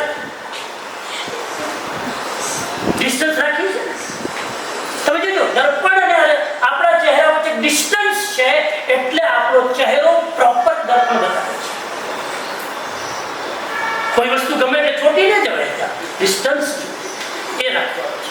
સંબંધોમાં સુસંવાદ મહત્વનો છે. શિક્ષકોનું કામ વાલીઓ સાથે પણ છે, ખાલી વિદ્યાર્થી સાથે નહીં. વાલી અને વિદ્યાર્થી સાથે શિક્ષકોનું કામ પડે છે. વાલીને સંતુષ્ટ કરવાનું કામ શિક્ષકોનું છે તમારા તેના વિદ્યાર્થીઓ પ્રત્યે. એટલે એ સંવાદ બરાબર પ્રોપર થવું જોઈએ. ક્યાંય આપણા બોલવામાં ઉચ્છૃંખલતા, આપણા બોલવામાં શું કહેવાય અહંકારની ગંધ આવે, આપણા બોલવામાં આપણે લાગે ને કે હા એટીટ્યુડ બતાવે છે. એક અંગ્રેજી શબ્દ બહુ ઉચ્ચારે ગુજરાતીમાં, એનું ગુજરાતી ન થાય, એનો એટીટ્યુડ બતાવે છે. એટીટ્યુડ એટલે એનો આમ પોતાની જાતને બહુ ઘમંડી માને છે. એટીટ્યુડ એટલે ઘમંડી. એકચ્યુઅલી એટીટ્યુડ નો બધો ઘમંડ છે જ નહીં, પૂછો. પણ આપણે એને આ અર્થમાં લઈએ એ બહુ એટીટ્યુડ વાળો છે. વાત નથી કરતા, જરા સલુકાઈથી વાત કરો. પુરુષાર્થ સ્કૂલમાં તો ભૂલથી આવું બનવું નથી. જે ઇમેજ બની છે આ ઇમેજમાં ગાબડું પાડવાનું મોટામાં મોટું કામ તમે કરશો. ક્યાંય તોછડાઈ વાલી સાથે નથી થતી. એનો આનંદ છે મને. હું એપ્રિશિએટ કરું છું તમારા પરિવારનું, કેમ કે હું તમારા ઘણા બધા વાલીઓનું મારો તો ડાયરેક્ટ વાલીઓને ઘરે ગોતરી જાઉં, રિક્ષા જાઉં. તમારી સાથે જેટલો સમજ છે ને મારો વાલીઓ સાથે એટલે વાલી બધા વાત કરતા છે ખબર પડે. એટલે એ વસ્તુ કે આપણે આપણું ચેક કરવાનું. હું તો ઈશારો કરું હોય તો ચેક કરવું. નમ્ર બને શિક્ષક તો નમ્રમાં નમ્ર, હંબલમાં હંબલ ખાસિયત છે. તો સુસંવાદ. કોઈ પણ વાલી આવે, વાલી ગુસ્સે થઈ શકે, શિક્ષક નહીં. વાલીને અધિકાર છે ગુસ્સો કરવાનો.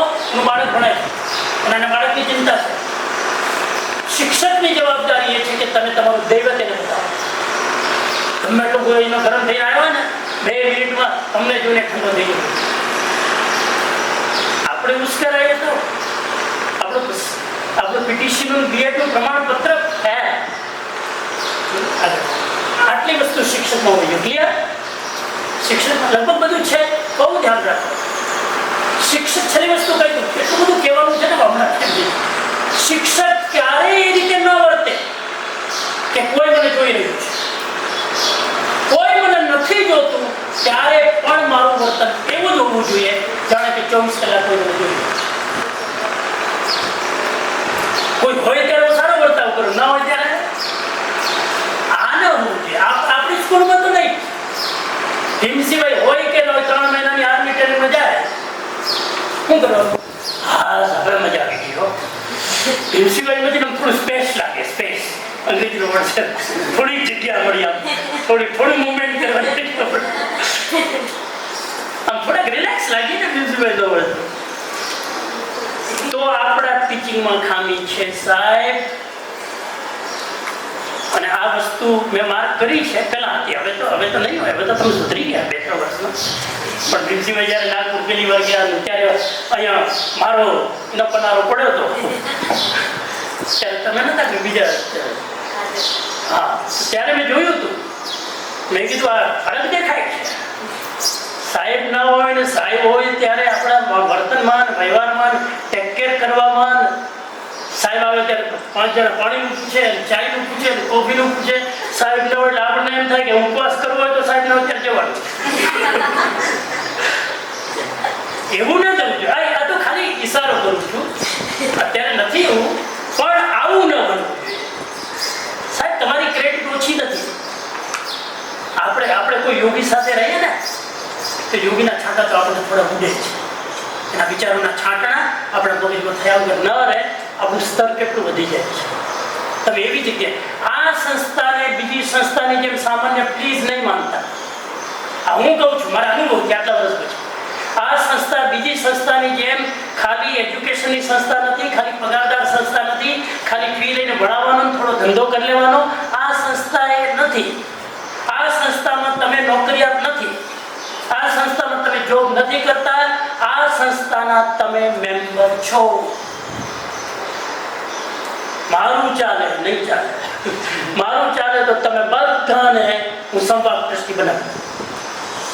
બધા ટ્રસ્ટી છો, ભલે ને એ ઘોષણા ન કરે. તમે ટ્રસ્ટી ઓછા છો.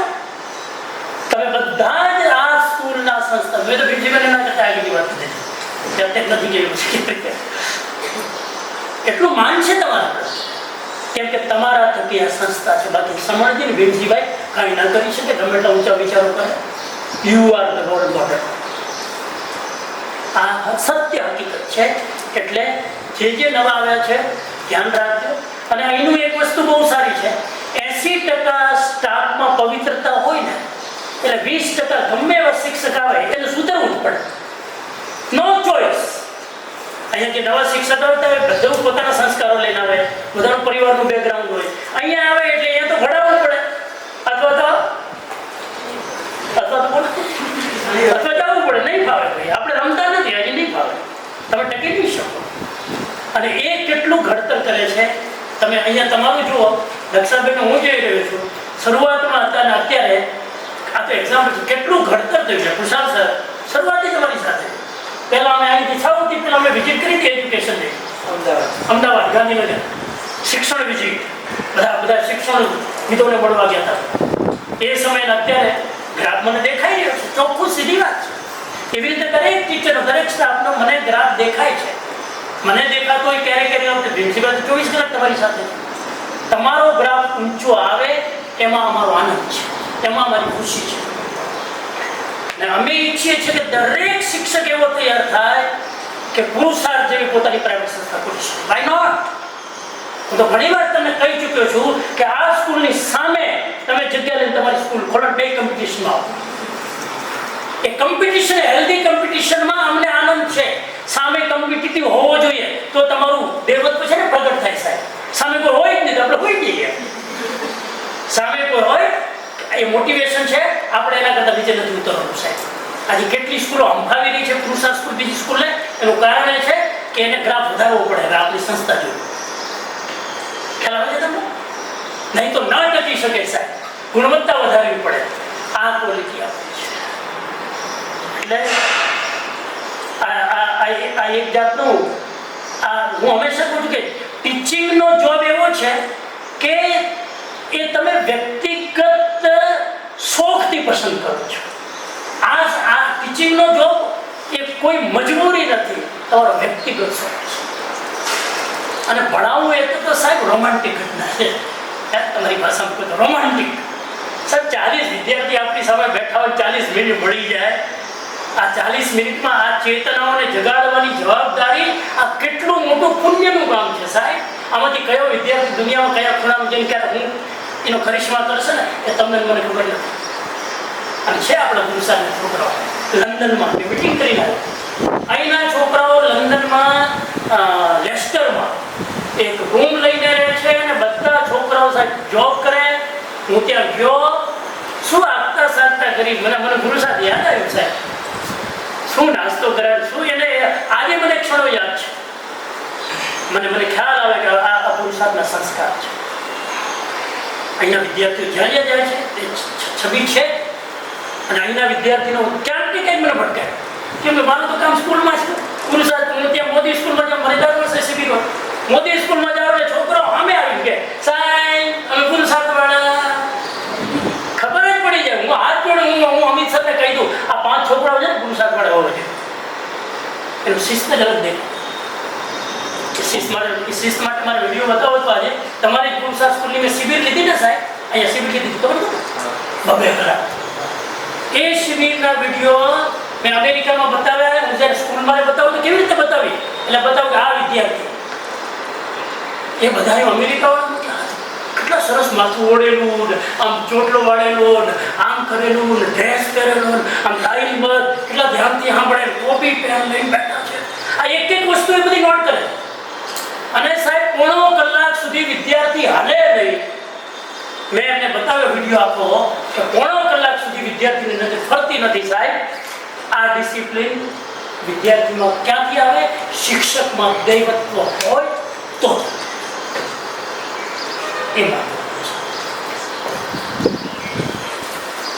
પછી હવે તો પૂરું થઈ ગયું. 5 સુધી પહોંચે, 6, 7 ને 8 लंबी दूरी है, दूरी तय करने में वक्त तो लगता है. વિદ્યાર્થીઓ શિક્ષણ સંસ્થાના કેન્દ્ર કેન્દ્રમાં વિદ્યાર્થી છે. શિક્ષક ક્યાં છે? રક્ષક કરવા વાળો પહેલો પાયાનો પથ્થર. પણ આખા એજ્યુકેશનના કેન્દ્રમાં કોણ છે? કેન્દ્રમાં. આ વારંવાર હું બોલું છું કે કેન્દ્રમાં વિદ્યાર્થીનો મતલબ શું સાંભળજો. હવે ઘણીવાર બોલાવાળા નથી સમજતા. ઘણીવાર બોલતા બોલતા તમારો ચહેરો જોઈને યાદ આવે કે આનો મતલબ શું. વિદ્યાર્થી કેન્દ્રમાં એટલે શું? વિદ્યાર્થી કેન્દ્રમાં છે એટલે ભૂલે ચૂકે ક્યારેય પણ સંસ્થાપક, ટીચર કે ટ્રસ્ટી કેન્દ્રમાં ના આવી જાય. ધ્યાન ખાલી એટલો અર્થ નથી કે ચલો વિદ્યાર્થી કેન્દ્રમાં બદલીને ફરતા હોય. હું એક દિવસ ના આવતા સ્કૂલ ના ચાલે, હું એક દિવસ ના આવતા સ્કૂલની ક્વોલિટી બદલાઈ જાય. શેની બદલાઈ જાય? તમે કેન્દ્રમાં આવી ગયા છો. ભીમસિંહભાઈ આ સ્કૂલના એજ્યુકેશનના કેન્દ્રમાં નથી, યાદ રાખજો. કોઈ ટ્રસ્ટી આ સ્કૂલના કેન્દ્રમાં નથી. અમારું વર્ચસ્વ વિદ્યાર્થી કરતા વધવું ન જોઈએ. બહુ અઘરી સાધના છે. જ્યારે એક વ્યક્તિનું વર્ચસ્વ વધી જાય સમજી લેવાનું ક્યાંક ગામડું પડે છે. વિદ્યાર્થી જો કેન્દ્રમાં હોય તો પ્રાયોરિટી બધી એના માટે હોય. મેં ગઈકાલે સાહેબ સવારે ઉઠ્યા, મારા રૂમમાં આવ્યા. હજુ સાહેબ બોલે એના પહેલા જ હું બોલે જાઉં છું. મને કે કાલ તો સીધી રાખવાની છે. એક શબ્દ બોલ્યા વગર okay, what is the agenda, what is the plan, 1 મિનિટમાં પ્રોગ્રામ કેમ કે હું એજ્યુકેશનના કેન્દ્રમાં નથી, કેન્દ્રમાં બાળક છે. આ જો સિદ્ધાંત મારામાં ન હતો હું તો હવે મારે અમેરિકા જવાનું 4 દિવસ તૈયારી તો કરવા દો. તૈયારી 3 દિવસમાં કરી લેશું. આ 4 મહિના વંચિત રહેવા શિક્ષકો ટ્રેનિંગ માટે તો નુકસાન કેટલું? એમાં નવા શિક્ષકો આવ્યા 3 મહિના તો મોટું નુકસાન કરી નાખે.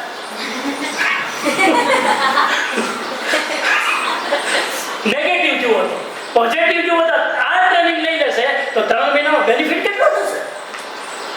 બંને બાજુ જુઓ, બંને બાજુ.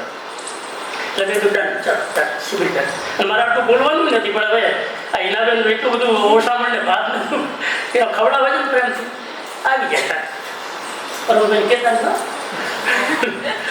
અન્ય કોઈ તત્વ કેન્દ્રમાં ના આવી જાય એ અર્થ છે વિદ્યાર્થી કેન્દ્રમાં છે. અને કોઈ વસ્તુ કેન્દ્રમાં ના આવી જાય. અને આપણે બહુ ધ્યાન રાખીએ છીએ, અમે પણ ધ્યાન રાખીએ છીએ, ભીમસિંહભાઈ પણ. આપણે પણ ધ્યાન રાખવાનું કે તમે કેન્દ્રમાં નથી. તમે એટલા બધા હાઇલાઇટ ન થઈ જવા જોઈએ કે બાળક ડાઉન થઈ જાય. બાળક હાઇલાઇટ થઈ જાય. ક્યાંય પણ શિક્ષકનો ફોટો શું કામ હોય? ક્યાંય પણ ટીચરનો, પ્રિન્સિપલનો ફોટો શું કામ હોય? નથી જ ક્યાંય.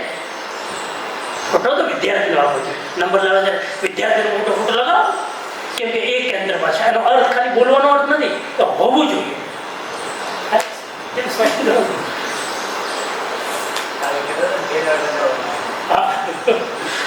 હા, મેં કોઈ બેનરની જરૂર નથી. બેનર ખાલી વોટ્સઅપ, યુટ્યુબ માટે.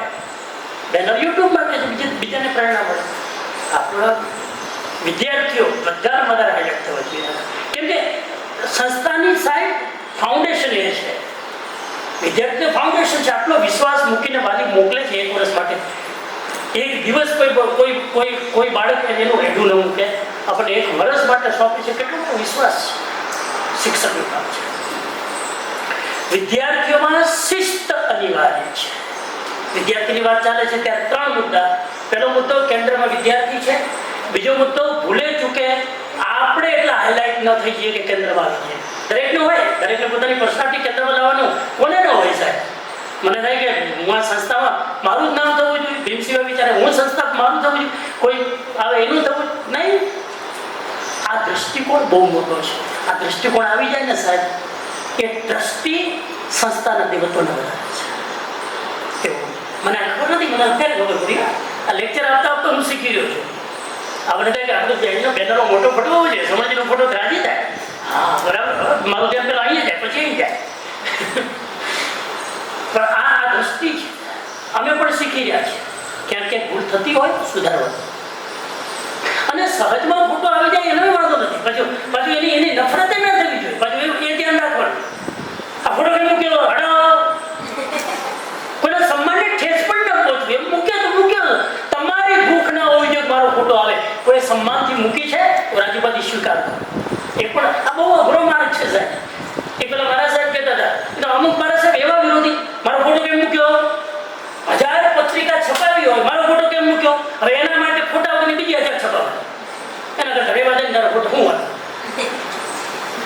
એટલે એવા લકીરના ફકીર પણ ન બનો કે કોઈ વસ્તુ ભૂલ થઈ ગઈ એટલે તમારે એ ચલાવી નહીં લેવાનું એવું. તો શિસ્ત અનિવાર્ય છે વિદ્યાર્થીઓમાં. ડિસિપ્લિનમાં ક્યાંય બાંધછોડ નહીં કરવાની. મને બહુ ગમ્યું તમારા ગ્રુપમાં જેવી ખબર પડી કે પાનની પિચકારી ક્યાં થાય છે તરત મેસેજ મૂક્યો, કોણ પાન ખાય છે ચેક કરો. હવે હું તમારા ગ્રુપમાં છું ને એટલે ખબર પડે ભૂલથી આવી ગયો છે. જાણે જોડે એડ કરીને ભૂલથી કાંઈ વાંધો બહુ સારું ખબર તો પડવી છે ને. પાનની પિચકારી માટે ફોટો મૂક્યો, આ પિચકારી પાનની કોઈક વિદ્યાર્થીમાં વ્યસન છે ચેક કરો. એટલે આ ડિસિપ્લિનમાં બાંધછોડ ના થવી જોઈએ. સારું કર્યું કે મૂક્યું, ખબર પડવી જોઈએ. ચાલે છે ગમે તેમ અંધારામાં નહીં એવું. ગૃહપતિ, ગૃહમાતા, ગૃહપતિ કેવા હોવા જોઈએ? કેમ કે એ તો one of the most important pillar. Number 6, જ્યાં રેસિડેન્શિયલ સ્કૂલ છે, જે આવાસીય સંસ્થા છે, ત્યાં ગૃહમાતાનો અને ગૃહપતિનો સૌથી મોટો રોલ છે. અને રોલ શું છે? ચંદ્રિકાબેન આપણે લો ભાઈઓમાં કોઈ નથી ને ગૃહપતિ છે ને? અરે વાહ, નવા ભાઈ. શું નામ? નિલેશભાઈ. આ વર્ષે જ આવે. Very good. ક્યાંથી આવે? જસાદ બાજુમાં છે. Very good. વિદ્યાર્થીઓ અને વાલીઓને સંતોષ થાય એ રીતે એમની સાથે તાલમેલ બેસાડવાનું કામ ગૃહપતિનું છે. વિદ્યાર્થીને અને વાલીને બેયને સંતોષ થવો જોઈએ. વિદ્યાર્થી ખુશ ગૃહમાતાથી, વાલી ખુશ અમારું બાળક ત્યાં છે, અમે ઘરમાં રાખ્યું હોત તો આટલું ટ્રેન ન કરી શક્યા હોત, અમારું બાળક ઉપર અમને ગર્વ છે. આ રોલ ગૃહમાતાનો છે, ગૃહપતિનો છે. આનાથી જો એક પણ વાલી ફરિયાદ લઈને હોસ્ટેલની આવે તો સમજી લેવાનું ગૃહપતિમાં એટલું દેવત્વ ઓછું. દેવત્વ તો બધે આવે, આનાથી કંઈક ઓછું ઘટે નહીં. આ વસ્તુ જોઈએ. અને આનંદ છે કે આ સ્કૂલમાં આ પણ છે. દીકરીઓને આપણે જોઈએ છીએ હોસ્ટેલ, નહીં તો હોસ્ટેલમાં દીકરીઓ રહી શકે. આ માથા ભારે દીકરીઓ, એને રોજ મેગી જોઈએ, રોજ એને સેન્ડવીચ જોઈએ, અને અહીંયા રોજ આ રોટલા ને ભાખરા. અઘરું છે સાહેબ. આ તમને નહીં લાગે તો કેમ કે તમે વાતાવરણ રાજકોટમાં સાહેબ મેગી વગર કોઈ છોકરાની આંખ ખુલતી નથી સવારે. અને ત્યાં આ વાતાવરણમાં છોકરીઓ જ્યાં પોતાનો ઘરમાં આરામથી રહેતા હોય, પોતાનો પ્રાઇવેટ રૂમ બનાવી, અહીંયા 10 છોકરીઓ એક રૂમમાં રહેતી હોય, અને આટલા સ્ટ્રિક્ટ નિયમો વચ્ચે ડ્યુ ટુ ગૃહપતિ અને ગૃહમાતા. જે દિવસે ગૃહમાતાનો રોલ જરાક કર્યો વ્યવહારમાં, એ છોકરું 2 દિવસ નહીં છૂટે. ગમે એટલું એજ્યુકેશન સારું હોય, લેક્ચર ગમે એટલું સારું લેતા હોય ને, સાહેબ ગમે એટલા સારા હોય ને, આખીરમાં તો કામ તો એની સાથે જ પડવાનું ને. અને એમાં અત્યાર સુધી ચંદ્રિકાબેનનો રોલ બહુ સારો કર્યો છે. Credit goes to her. એ વિશે સ્વીકારવું પડે. બહુ સારું. હું એટલા માટે કહું છું કે કેટલા બધા વાલીને મળ્યો, એ બધા વાલીના મોઢે મેં ક્યાંય ફરિયાદ નથી. આ મોટી વસ્તુ. ઘણી વાર હું જાણી છું એનો ક્રોસ ક્વેશ્ચન કરું. ચંદ્રિકાબેન બહુ કરે ક્યાં હેરાન કરતા આમ જાણી હું તો ક્વેશ્ચન કરું, જેથી મને ખબર પડે કે રિયાલિટી શું છે. પણ લગભગ બધા જ વાલી હોસ્ટેલથી પ્રસન્ન છે. એટલે આ બહુ સારી વસ્તુ છે. એટલે જવાબદારી તમારી વધી જાય છે. કેમ કે આ બેમાં કોમ્પિટિશન પાછી થવી જોઈએ. કોની ક્વોલિટી? આ હેલ્ધી કોમ્પિટિશન તો થવી જ જોઈએ. ગુણવત્તા વધારવા માટે કોમ્પિટિશન હોવી જ જોઈએ. જેમ અમારા જે એક સમયમાં થતું વજન ઉતારવા માટે કોમ્પિટિશન થાય, એકબીજાને મેસેજ મૂકે, મેં આજે 2 એનો આટલું ઉતાર્યું, તે કેટલું ઉતાર્યું, એકબીજા. હવે તો સ્માર્ટફોનમાં આવે ને કેટલું વજન ઉતરે બધું એનો ટ્રેકિંગ થાય.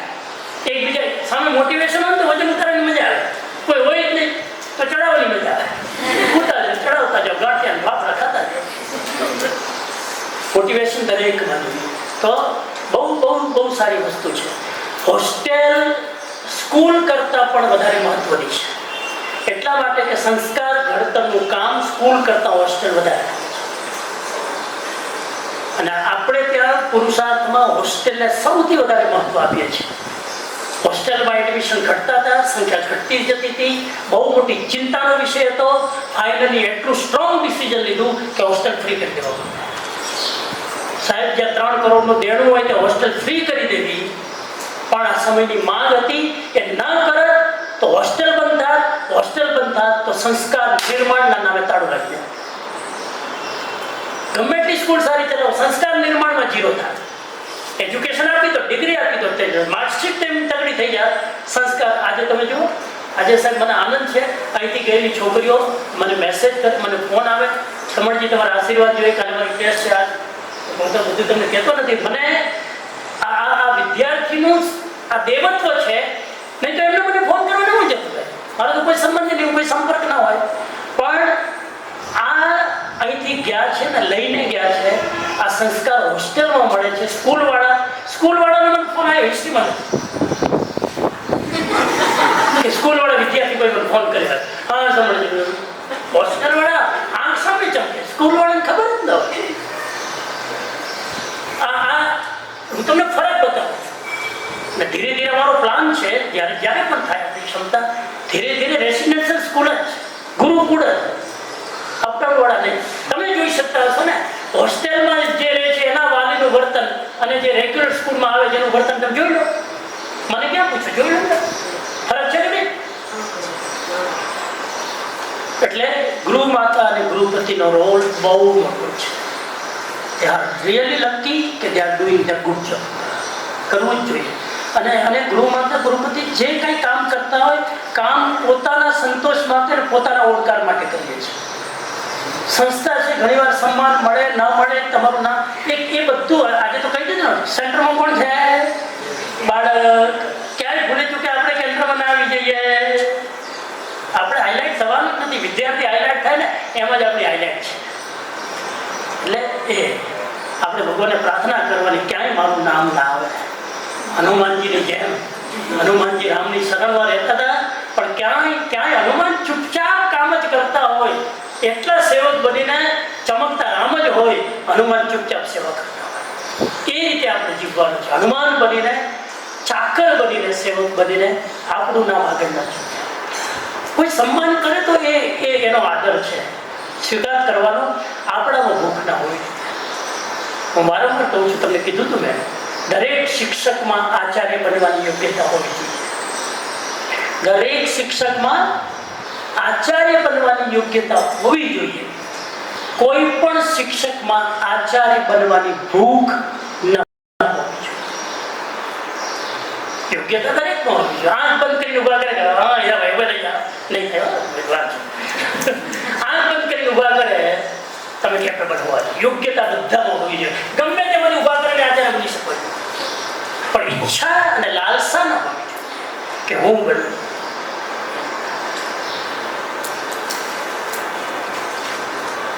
ખુશાલ સર, તમારી વાત હવે આવી. સંસ્થાનું પરિસર એ પણ મોટો રોલ ભજવે છે. હું બોલી નહીં થાકું આજે, તમે લખતા થાકી જવાનું છે. જેટલું બોલતા જાવ ત્યાં લખતા જાવ, એટલે બે કડી ભેગી ચાલે. દેખાય છે ને? તો રાજુભાઈ નીચે બેઠ. સંસ્થાનું પરિસર આ દેવત્વની રક્ષા માટે મહત્વનો રોલ ભજવે છે. પરિસર છે ને, સાંભળજો, હલો અહીંયા લખતા જો, સાંભળજો. પરિસર છે ને એ દેવત્વમાં સુગંધ ભેટે છે. ફ્રેગ્રન્સ પરિસર છે. પરિસર રૂપાળું હોવું જોઈએ, પરિસર સુગંધી હોવું જોઈએ. ઇન્ફ્રાસ્ટ્રક્ચરની વાત નથી, બિલ્ડિંગ કરોડ 2 કરોડની નથી જોતી, પણ વાતાવરણ મેગ્નેટિઝમ વાળું હોવું જોઈએ. અને છે આપણે ત્યાં આ પણ એક એનો સરપ્લસ પોઈન્ટ છે. પુરુષાર્થમાં જે આવે ને જવાની ઈચ્છા ન થાય. આજે મારે સિવિલ લેવાની હતી, 3 વાગે જવાનું, મેં કાલ જઈશ, પ્રોગ્રામ કેન્સલ. બાકી આજે રાજકોટ જવાનું, સિવિલ પૂરી કરીને ભાગી જવાનું, કાલ જઈશ. અહીંયા આવે પછી ઉતાવળ ન હોય, જલ્દી ન હોય. એ જમીન તમને ખેંચે. આ ભૂમિ પૂજન એટલે કરીએ છીએ કે દોષો તો નીકળી જાય. જમીન આપણને ખેંચતી હોય છે, જમીનનું એક વર્ચસ્વ હોય છે. તો આ જમીન બહુ સારી છે. તમે કોઈને એક્સપર્ટ નહીં, હું તો એક્સપર્ટ નથી, પણ વાઇબ્રેશનનું મને ખબર પડે. કોઈ પણ એક્સપર્ટ આ જમીનના વાઇબ્રેશન ચેક કરાવી લેજો. હવે તો વાઇબ્રેશન ચેક કર્યો. હા, તમે એનો ગ્રાફ કાઢી શકો અને વાઇબ્રેશન કેટલા વજનવાળા છે ખબર પડી જાય. કેવું હોવું જોઈએ પરિસરનું વાતાવરણ? નિર્મળ, જોઈને જ આંખ ઠરે, એને નિર્મળ કહેવાય. સુંદર એટલે ગંદકી ક્યાંય ન, સ્વચ્છ હોય. સુંદરનો મતલબ વાઈફાઈ નહીં, ગંદકી ન, ચોખ્ખું હોય. હવા, પ્રકાશ અને વૃક્ષોથી ભરેલું હોય.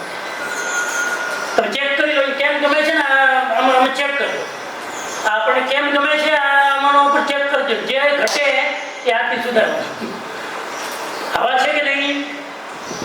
કેટલી સરસ હવા. એક તમે મહેમાન રૂમમાં હાવ નાની બાજુ બેઠા એટલી લહેરકી આવતી હોય, મજા જ આવે. પંખા વગેરેમાં હવા આવતી. દિશાનું વાસ્તુ છે. વાસ્તુ દોષ પણ મહત્વની વસ્તુ છે. જમીનના વાઇબ્રેશન તો, અને સૌથી મોટું વાસ્તુ કહી દઉં તમને, જ્યાં પ્રકાશ ખૂબ આવતો હોય, જ્યાં હવા ખૂબ આવતી હોય, સૌથી મોટું વાસ્તુ છે. ગેટ ટુ ગેટ, અહીંયા જો બારીની સામે બારી, ગેટ ટુ ગેટ, આ વાસ્તુનો નિયમ છે. વેન્ટિલેશન પરફેક્ટ હોય એ સૌથી બેસ્ટ વાસ્તુ છે. અંધિયાર ન હોવું જોઈએ. દિવસમાં લાઈટો ચાલુ રાખવા પડે એવા ઘર તમે જોયા એ ના. સ્વચ્છતા હોવી જોઈએ. અને સ્વચ્છતામાં સૌથી વધારે સ્વચ્છ હોવું જોઈએ ટોયલેટ. સ્વચ્છતાની શરૂઆત ક્યાંથી થાય? નિયામકના ઓફિસથી નહીં, વિદ્યાર્થીના ટોયલેટ. એનું મૂલ્યાંકન ત્યાંથી. ટોયલેટ ચોખ્ખા હોય એ સ્કૂલનું દૈવત છે, પરિસરનું દૈવત. અને આ વાત મેં પ્રિન્સિપાલને છે, એક ભાઈ સ્પોન્સર થતા હતા, ટોયલેટ હું બનાવી દઉં, પણ મારી શરત એટલી કે ટોયલેટ ચોખ્ખા રહેવા જોઈએ. ગમે ત્યારે હું ગમે તે ટીચરને કહું કે એને ફોટો મને મોકલો, ફોટા બરાબર આવવા જોઈએ. હવે તો બધું ટ્રેકિંગ થાય, ફોટા ફટથી મોકલે માણસ. વિદ્યાર્થી ડાયરેક્ટ મોકલી દે ફોટા. ગંદુ ના હોય. ટોયલેટ જેનું ગંદુ હોય એનું મન ગંદુ, જેનું મન ગંદુ એનું બુદ્ધિ ગંદી, જેની બુદ્ધિ ગંદી એનું જ્ઞાન ગંદુ. વિદેશી લોકોએ સૌથી મોટું કામ આ કર્યું, ટોયલેટ ચોખ્ખું રાખે. તમે અમેરિકાના એનઆરઆઈ છોકરાને પૂછ્યું ઇન્ડિયા કેવું છે, ટોયલેટ ચોખ્ખું હોય તો સ્વચ્છતા, સુંદરતા. સ્વચ્છતા અને સુંદરતામાં ફરક છે. સારું લાગવું જોઈએ. તો મેં ઘણા બધા સજેશન આપી ગયા હતા. ગેટમાં એન્ટ્રી કરતા જ વસ્તુ એની એ છે, કંઈ બદલવાનું નથી, ખાલી સુંદર લાગે એવું થોડું કરી નાખો. અને આમાં તો બહેનો તો બધા માહિર હોય છે. આટલા બધા બહેનો હોય તો આપણી હોસ્ટેલ, આપણી સ્કૂલ સુંદર જ રહેવી જોઈએ. એટલે એ સુંદરતા આમ આંખને જોતા જ ગમી જવું છે, એને કહેવાય સુંદરતા. ખ્યાલ આવી? સિમ્પલ હોય પણ સુંદર. પછી પર્યાવરણ અને વૃક્ષો. આપણે એ પણ કોશિશ કરી છે, આટલી નાની જગ્યામાં પણ આપણે ક્યાંક ને ક્યાંક વૃક્ષોનું બધું જતન કરીએ છીએ. એવું ગ્રંથાલય, લાઇબ્રેરી. પરિસરમાં લાઇબ્રેરી બહુ તકડી હોવી જોઈએ, વ્યવસ્થિત હોવી જોઈએ, એનો ઉપયોગ થતો હોવો જોઈએ, બરાબર બાળકો બરાબર ત્યાં ટ્રાફિક રહેવો જોઈએ, તો જ એ પરિસરની શોભા છે. લાઇબ્રેરી ધમધમતી હોવી જોઈએ. આવો તમે વિદેશમાં જુઓ, તમે સિંગાપુર પણ લાઇબ્રેરી સાથે ધમધમતી. પુસ્તકો લોકો લઈ જાય લાઇબ્રેરીને, બીજા દિવસે 200 પેજનું પુસ્તક લઈ જાય, બીજા દિવસે રિટર્ન, કેમ કે નવું વાંચવું છે, એક દિવસમાં વાંચી લે. અહીંયા તો લઈ જાય, આપવા ના આવે કોઈ. અહીંયા તો આપવાની સિસ્ટમ જ મફત લેવાની સિસ્ટમ, એક તો રિટર્ન કરવાની સિસ્ટમ નહીં. અહીંયા બહુ ખરાબ આવે. પુસ્તક લઈ જાય પાછું ના. ઘણીવાર પુસ્તકની વેલ્યુ એવી છે, અમુક કામનું એવું પુસ્તક હોય જો તમને મળે નહીં ને સાહેબ, તમારો શ્વાસ અટકી જાય. એ તો જેને કિંમત હોય ને, લેક્ચર આપતા હોય ને, જે સાહિત્ય લખતા હોય ખબર છે કે રેફરન્સ બુકની વેલ્યુ કેટલી છે. પુસ્તક ન મળે એટલે તમારો શ્વાસ અટકી જાય. એ ગ્રંથાલય. સ્પોર્ટ્સનું વાતાવરણ હોવું જોઈએ. સ્પોર્ટ્સનું વાતાવરણ એટલે ગવર્મેન્ટના જે નિયમો છે ને, સ્પોર્ટ્સના મેદાન હોય તો જ તમને સ્કૂલની પરમિશન મળે. આ બહુ મહત્વનો મુદ્દો છે. 8 માળ ને 10 માળની બિલ્ડિંગ બનાવી દે, વિદ્યાર્થીને ફેક્ટરીની જેમ ત્યાં તેને બધા ભણાવે, કોઈ મેદાન નહીં. છે રાજકોટમાં 50 વર્ષ ચાલે લાંચ આપી તો રિશ્વત આપી તો સાહેબ મોટી મોટી બિલ્ડિંગો ક્યાં મેદાન નથી એના સ્પોર્ટ્સનું વાતાવરણ હોવું જોઈએ અહીં છે ને વાતાવરણ છે ને બરાબર હા સ્પોર્ટ્સમાં કોઈ બાંધછોડ નહીં હવે તો યોગાને પણ સ્પોર્ટ્સ તરીકે લીધું છે આપણા કલ્ચરમાં બહુ મહત્વનો મુદ્દો છે પાણી અમે હમણાં હતા જુનાગઢમાં સવાર પડે એમ થાય કે એક કૂદકો મારી આવી પણ પેલા ડોક્ટરની મનાઈ પાણીને જોવાની છૂટ આટલી ગરમી 45 ડિગ્રી એમ થાય કે છુપી પણ ભાગી આવી એમાં પાણીમાં વળી શું રોગ થાય એટલે આપણું બધું લોજિકલ માઇન્ડ પાણીમાં રહેવાથી કઈ બીમારી આવે પાણી ના પડે આ ડોક્ટરે અડધું ભરેલું ના ગયા તો ના જ સાહેબ 15 દિવસ પણ પેલા દિવસે ના લીધું જે દિવસે ટ્રેનિંગ હતી ને એ દિવસે હાંડના વાળી 2 કલાક ગયા શું સાહેબ એનો ધોધ પડે સાહેબ આટલી ગરમીમાં 45 ડિગ્રી અને પાણીનો ધોધ કઈ નથી હિરણ નદી અદભુત નદી સાહેબ બહુ મસ્ત વાતાવરણ તો પાણી હોવું જોઈએ અહીંયા પણ ઘણા લોકો તપોવનમાં સૂચિત કર્યું કે અહીંયા કે હોજ બનાવી દો નથી તો આર્ટિફિશિયલ ઊભું કરો એક પાણીનો તળાવ હોજ બનાવી દો પાણી હોય ને એ વાસ્તુ દોષ બધા મિટાવી દે પાણી ઇઝ વેરી ઇમ્પોર્ટન્ટ એનીવે એ પાણીની વાત છે તો આમ રેગ્યુલર પણ પાણીનો પ્રવાહ બરાબર હોવો જોઈએ આપણે ત્યાં એટલે ભીમજીભાઈ બહુ ધ્યાન રાખીને આ વખતે રસોડા નીચે પૂરો ટાંકો જ કરી નાખ્યો વરસાદ આવે એટલે ભરી નાખવાનું પાણીની જે તંગી હોય ત્યાં આ ટાંકાની વ્યવસ્થા વેરી ઇમ્પોર્ટન્ટ એના વગર પાણી જ નહીં તો શું કરશો તમે જમીનો લોકો પાસે પડી જાય જમીનો કેટલી જમીનો પાણી નથી મફતના ભાવ પડે સંસ્થાની વિચારધારા બહુ જ મહત્વના મુદ્દા રહી જાય છે હું જરાક સ્પીડમાં લઈ લઉં સંસ્થા કોઈ પણ સંસ્થા એની વિચારધારાથી ચાલે છે દરેક સંસ્થાની પોતાની વિચારધારા હોય પુરુષાર્થ સંસ્થાની વિચારધારા શું છે શિક્ષકો અને કાર્યકરોને ખબર હોવી જોઈએ પુરુષાર્થની વિચારધારા શું છે પુરુષાર્થ કયા ફાઉન્ડેશન ઉપર ચાલી રહી છે આજે હું કહું કે હું સાધુ બની ગયો જૈન સાધુ તો મારી વિચારધારા છે જૈન સાધુની હું આ નિયમો પર ચાલું છું એમાં હું બાદછોડ ના કરી શકું આ સંસ્થાની વિચારધારા છે સાંભળી લો નંબર 1 પૈસા નહીં મૂલ્યો મહત્વના છે વેલ્યુઝ આ સંસ્થામાં પૈસા કેન્દ્રમાં નથી મૂલ્ય કેન્દ્રમાં છે આ સંસ્થામાં તમે કેટલા પૈસાવાળા છો એનાથી મહત્વ નથી તમારી અંદર કેટલા માનવીય ગુણો છે એના કારણે તમને અહીંયા સન્માન મળશે એ વેલ્યુ પૈસાની નથી મૂલ્યોની છે એ વિદ્યાર્થી હોય શિક્ષક હોય કે ટ્રસ્ટી હોય મારી પાસે બહુ પૈસા છે એટલે હું ટ્રસ્ટી નથી મારા મૂલ્યોના લીધે છું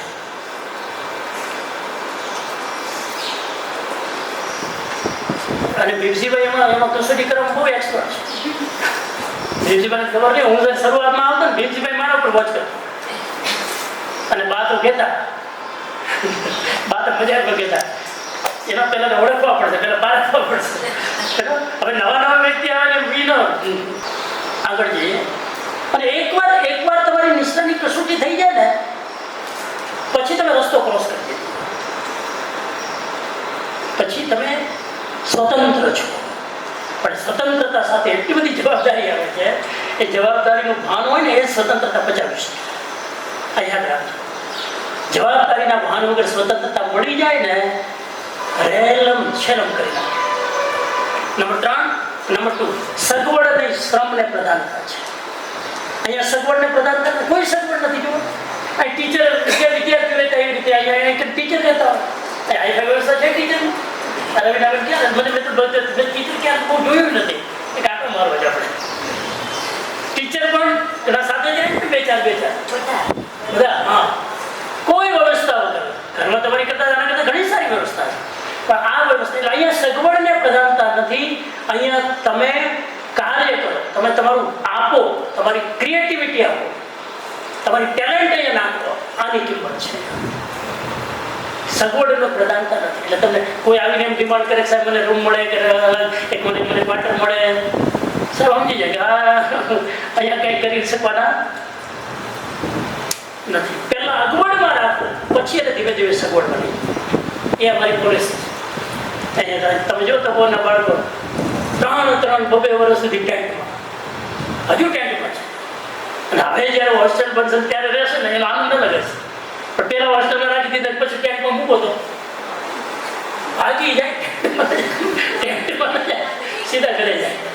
એટલે આ પોલિસી છે. આવી રીતે પોલિસી નથી, આ વિચારધારા પર પોલિસીઓ નક્કી થાય છે. અહીંયા પ્રભાવનું મહત્વ નથી, પ્રકાશનું મહત્વ છે.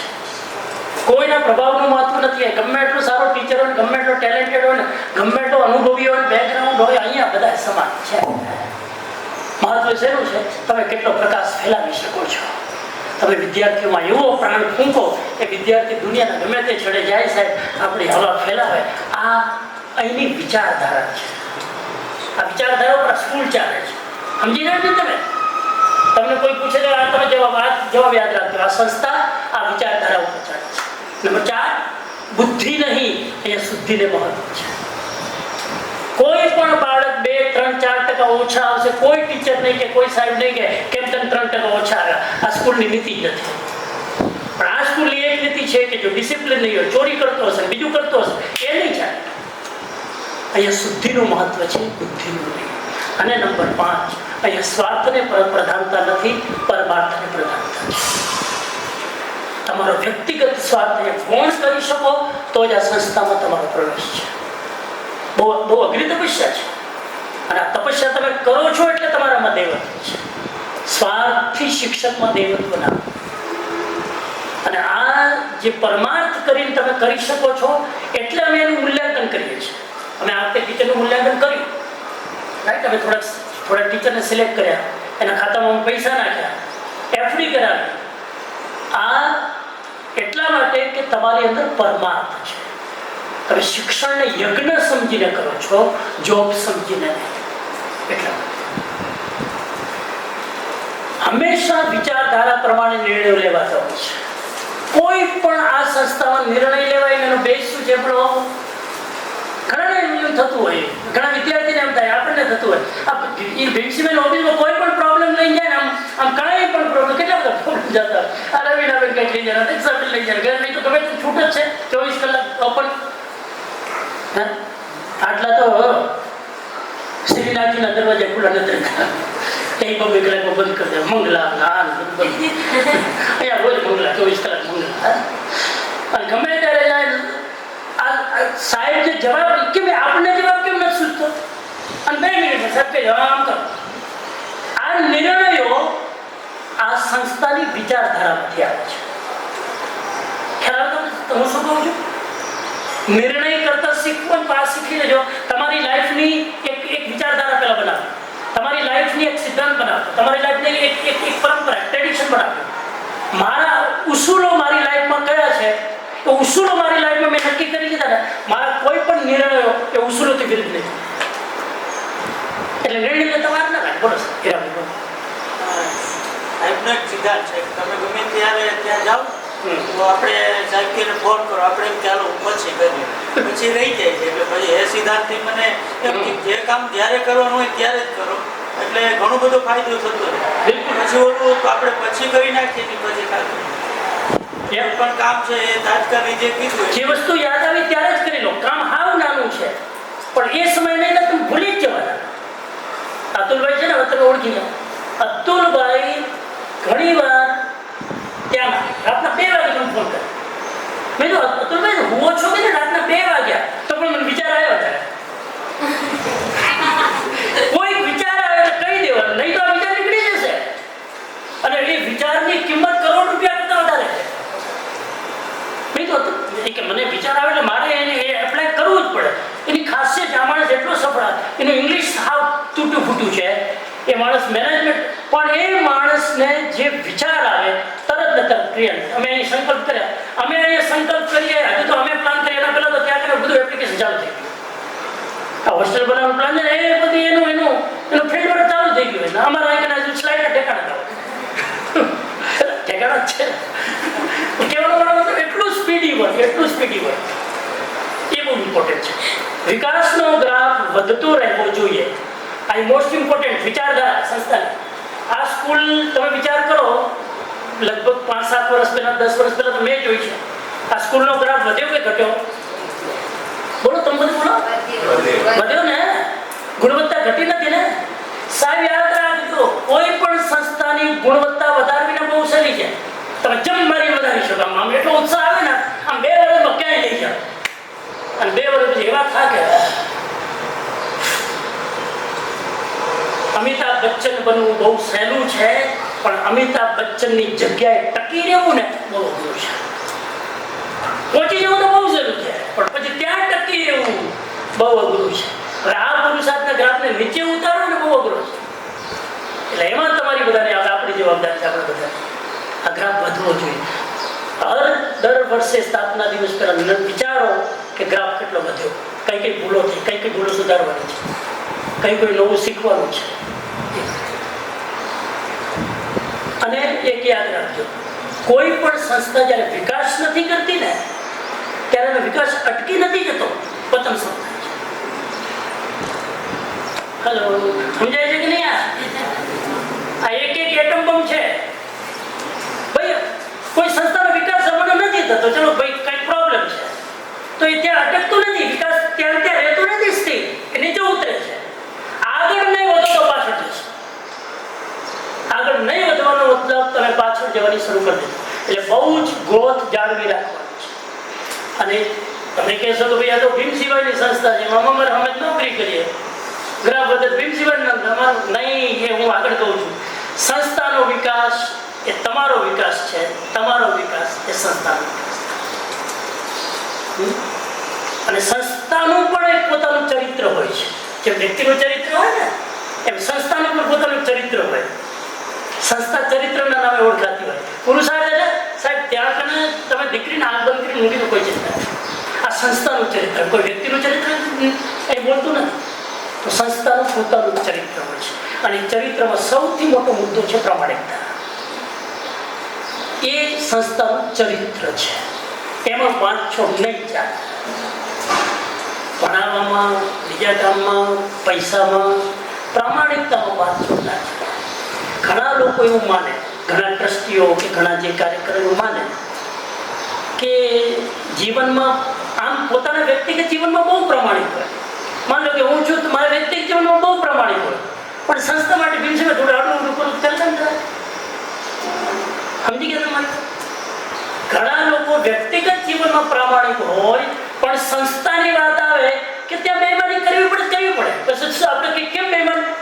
હું મારા માટે થોડી કરું છું. હું મારા માટે થોડી, આ તો સંસ્થા માટે. એનો અર્થ એ થયો કે વ્યક્તિ માટે પ્રામાણિકતા જોઈએ અને સંસ્થા માટે અપ્રમાણિકતા જોઈએ. સમજાય છે મારી વાત? પ્રામાણિકતા. સંસ્થા ભૌતિક વસ્તુનું નામ નથી, વ્યક્તિઓના સમૂહનું નામ છે.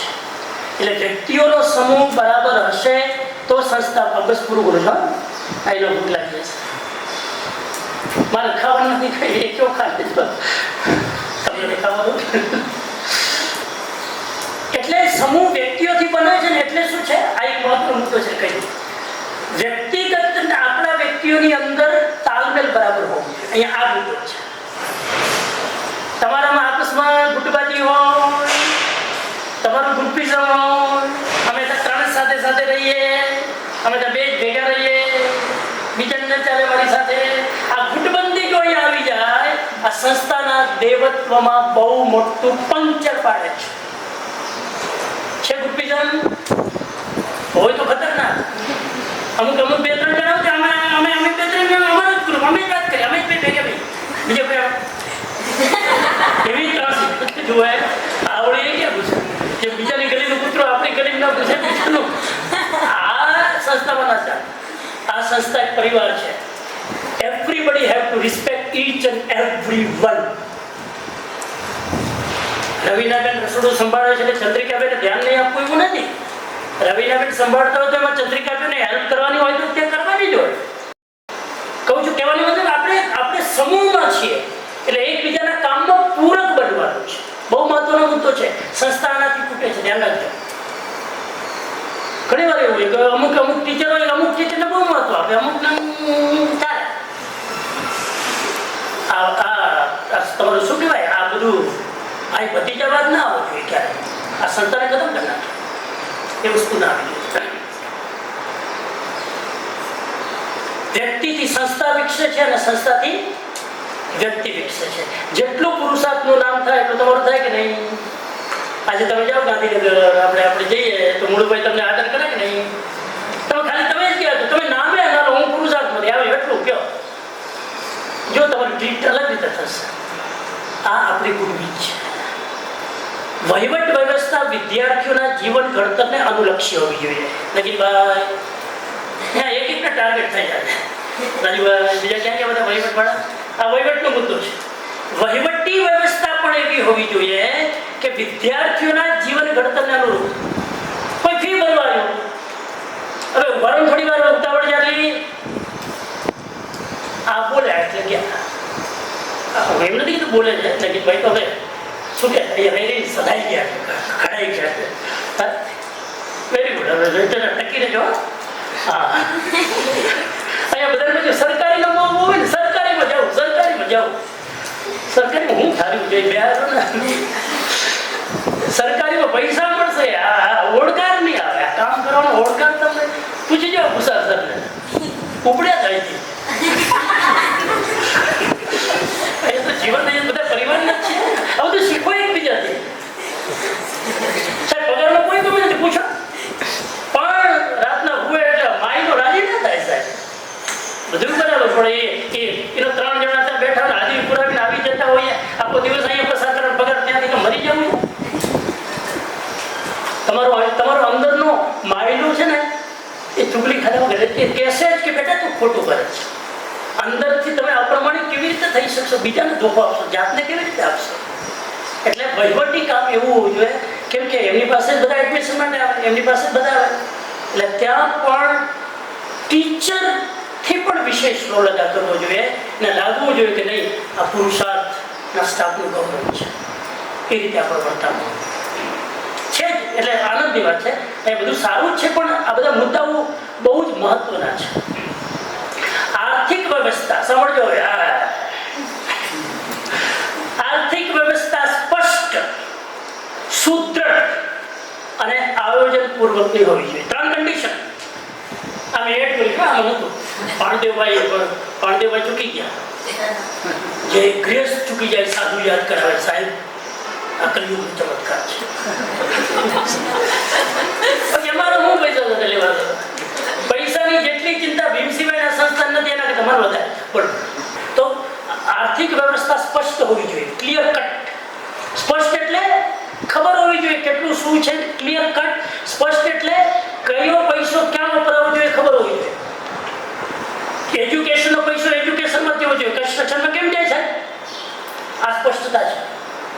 ભીમસિંહભાઈ નહીં કીધું કોઈ અહીંયા છીએ કોઈ આપણી સ્કૂલ એને કીધું કે જે અમારે ત્યાં અમારા અગાઉને પીશોભાઈનો નિયમ છે, પુસ્તક વેચાય એનું ફંડ પુસ્તકના અંદર જ જાય, એમાંથી નવી પુસ્તક છપાય. એ પૈસા હું સેલરી માટે ના વાપરીશું.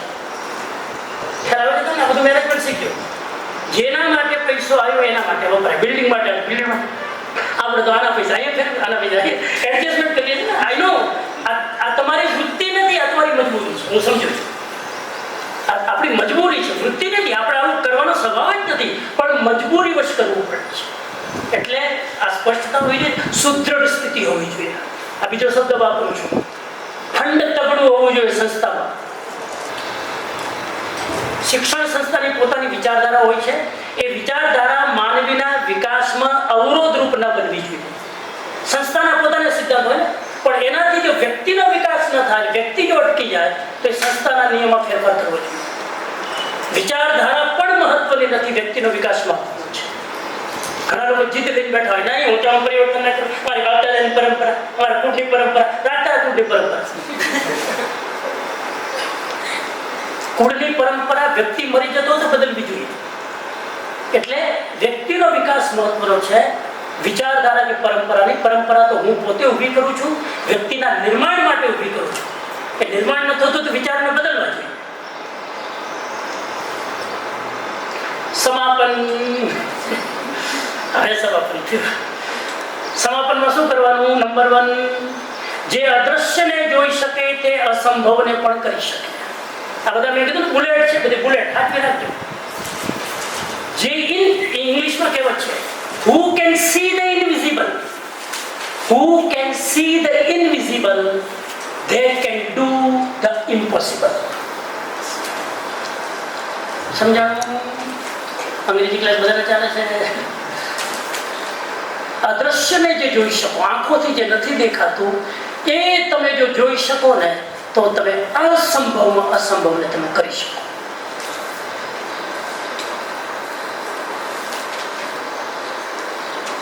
પાંચ વર્ષ પછી આ સંસ્થામાં તમારો ગ્રોથ કેટલો થવાનો તમે જોઈ શકો છો. આદર્શ છે, નથી જોઈ શકો. 5 વર્ષ પછી આ રવિનાબેન રિસર્ચ કરવા આવ્યા હતા સ્ટુડન્ટ જોબ માટે.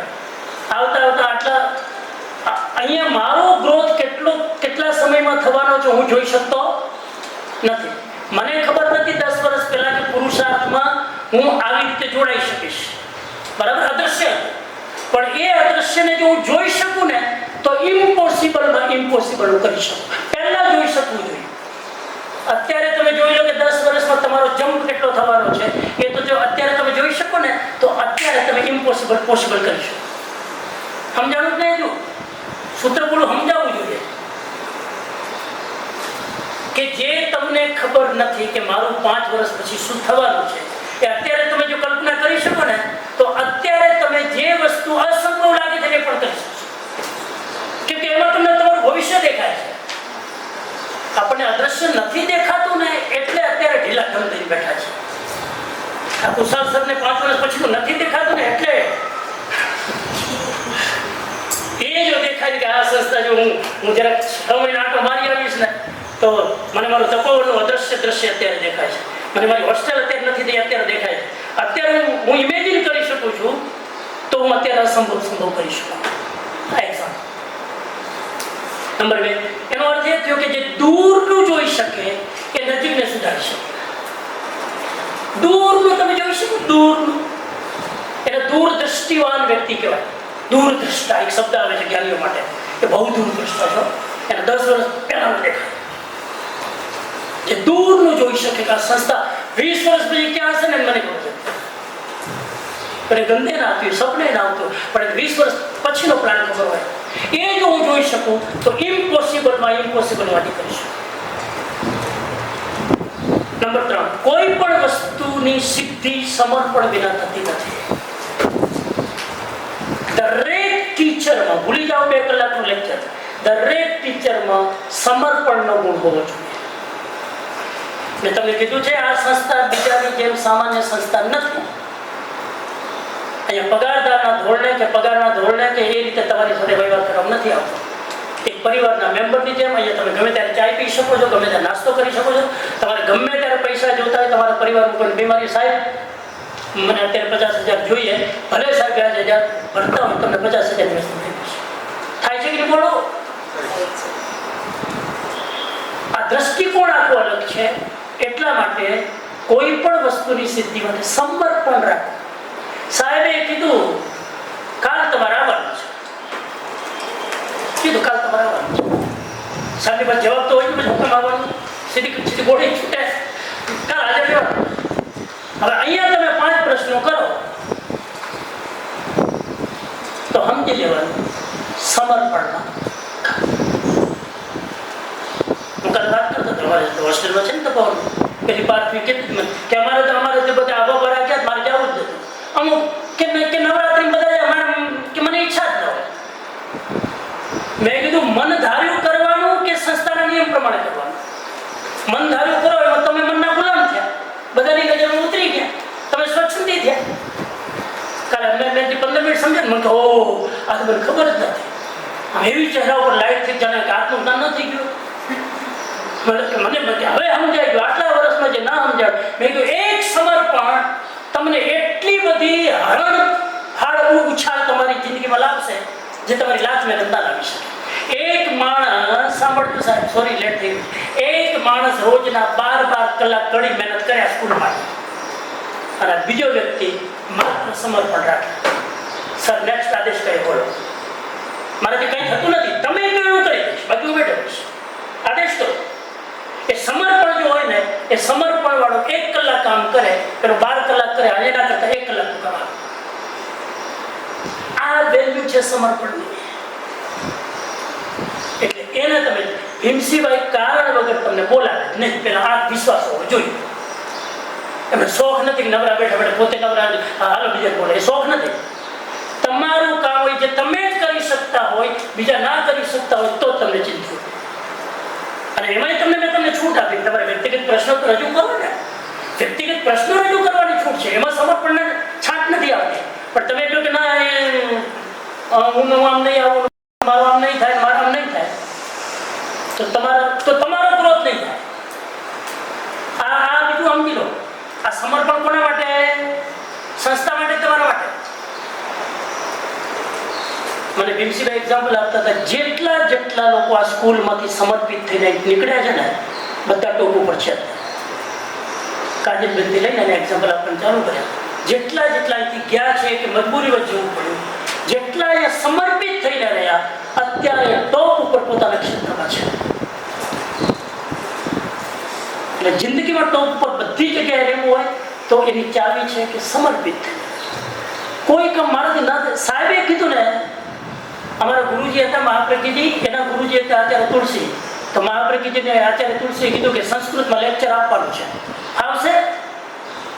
તો કે તમારી આજ્ઞા હોય તો ફાવશે. એટલે બોલતા નથી આવતું. તમારી આજ્ઞા છે ને, લલકારે છે.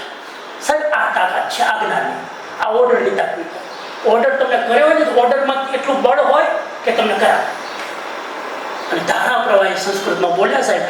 હજારો ઇન્ડિયાના પંડિતો એ સાધુના શિષ્ય બની ગયા. આ ગુરુબળ હોય, ગુરુબળ એ કામ.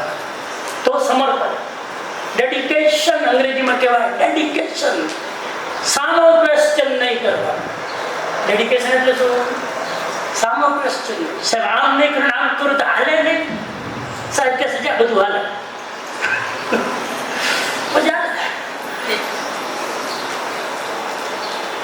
અમુક જગ્યાએ એવું નથી કે તમને ખાલી અમુક સંસ્થાઓ, આ સંસ્થામાં તમને ઓર્ડર કરે એની પાછળ ગહેરો સંકેત હોય છે, સમજી લેવું. અને છેલ્લી વસ્તુ, જે એક આ ગુણ કેળવી લે, બાકીના ગુણો એની સાથે સરળતાથી આવવાના. એક સમર્પણ કેળવી લો ને એટલે બધા ગુણો આવવાના, બધા. તમારે એક ગુણ નહીં હોય ને પુરુષાર્થમાં હાલશે. ડેડિકેશન ખાલી એક ગુણ તમે હશે ને, તમે ઉપડે. તમારા અને સંસ્થાના દેવત્વ માટે હવે ઘરે આટલું લઈ જવાનું. નંબર 1, વ્યસન મુક્ત રહો, સ્વસ્થ રહો. કોઈ પણમાં વ્યસન ના હોવું જોઈએ. ટીચરમાં તો લગભગ નહીં જ હોય, પણ તમારા પરિવારમાં પણ ના હોવું જોઈએ. હોય તો એને છોડાવવાની જવાબદારી કોની? બોલો. તો લેટ થશે જ, 3 લાગશે. તમારે દેવત્વ તમારું ઓછું પડે છે એટલે સામે છોડતો નથી. અમે ભીમસિંહે કેટલી જગ્યાએ જઈ, ઘરોમાં જઈને અમે છોડે, હાથ જોડી પાણી હાથમાં લઈને પ્રતિજ્ઞાઓ પાડી. આપણામાં દેવત્વ હોય તો એ છોડે છે, તો એ છોડાવે. મેં દીકરીઓને કીધું કે ઘરે જઈને જો ડેડી ના છોડે કહેજો, જ્યાં સુધી તમે તમાકુ નહીં છોડો હું દૂધ નહીં પીવું. કરો પ્રતિજ્ઞા, કરો હું દૂધ નહીં પીવું. કયા બાપને એમ થશે મારી દીકરી મારા કારણે દૂધ વગર એ છોડી દે. Emotional, sometime emotional blackmailing is important. આવી રીતે જ્યાં પોતાનો સ્વાર્થ ન હોય ત્યાં ઇમોશનલ બ્લેકમેલિંગ કરવાની છૂટ છે. પોતાના સ્વાર્થ માટે નહીં કરો. મહેનત કરો, પ્રગતિ કરો. કામ કરીને થાકવાનું નહીં. સાંભળી લો, કામ કરીને કોઈ થાકતો નથી. મારે બોલવાનું નથી તોય 2 કલાક બોલ્યો, અને હજુ તમે 2 કલાક બોલો. કામ કરવાથી થાકતો નથી માણસ. કામ કરવું પડે એવી વૃત્તિથી માણસ થાકી જાય છે. લેક્ચર લેવાથી નથી થાકતો, લેક્ચર લેવું પડશે. સર મારે લેવાનું આવે? હા તારે હવે જો ટાટિયા ઢીલા. ક્લાસરૂમમાં જશે ને પેલા ટાટિયા ઢીલા. લેક્ચર લીધું નથી, અત્યારે થાકી. આ વૃત્તિથી માણસ થાકે છે. એ વૃત્તિ નો નવા લોકો ખાસ ધ્યાન રાખજો. જે નવા આવે છે ને, સ્પિરિટ એ હોવો જોઈએ સાહેબ. થાક સનો લાગે. જવાબદાર બનો, જાજલ્યમાન બનો. એક કારણ છે, બીજું રિઝલ્ટ છે. તમે જવાબદાર બનશો તો તમારું વ્યક્તિત્વ જાજલ્યમાન રિઝલ્ટ જશે. જાજલ્યમાન એટલે ચમકદાર બનશે. જવાબદાર, રિસ્પોન્સિબિલિટી લો, બીજા ઉપર ઢોળો નહીં. અમુક લોકોની આદત બીજા ઉપર ઢોળે. હું ઘણી વાર પૂછું કે આ તમે કેમ સર, એ તો મેં અમને કહી દીધું હતું, અમને કહી દીધું કે ભાઈ આપણે પહેલા પૂછે સર, એ તો પેલા સાહેબે કીધું, પેલા સાહેબને પૂછી દીધું, મને ખબર જ નથી. એવો ગોળ દુનિયા ગોળ જે પકડાય જ નહીં. અને આનાથી પ્રોબ્લેમ સ્પષ્ટ છે કે જવાબદારી કોઈ લેવા માંગતું નથી. ભૂલ સાહેબ જ્ઞાનીઓ અહીં સુધી શીખવાડ્યું, ભૂલ મારી ના હોય ને તો પણ એક વસ્તુ થાય,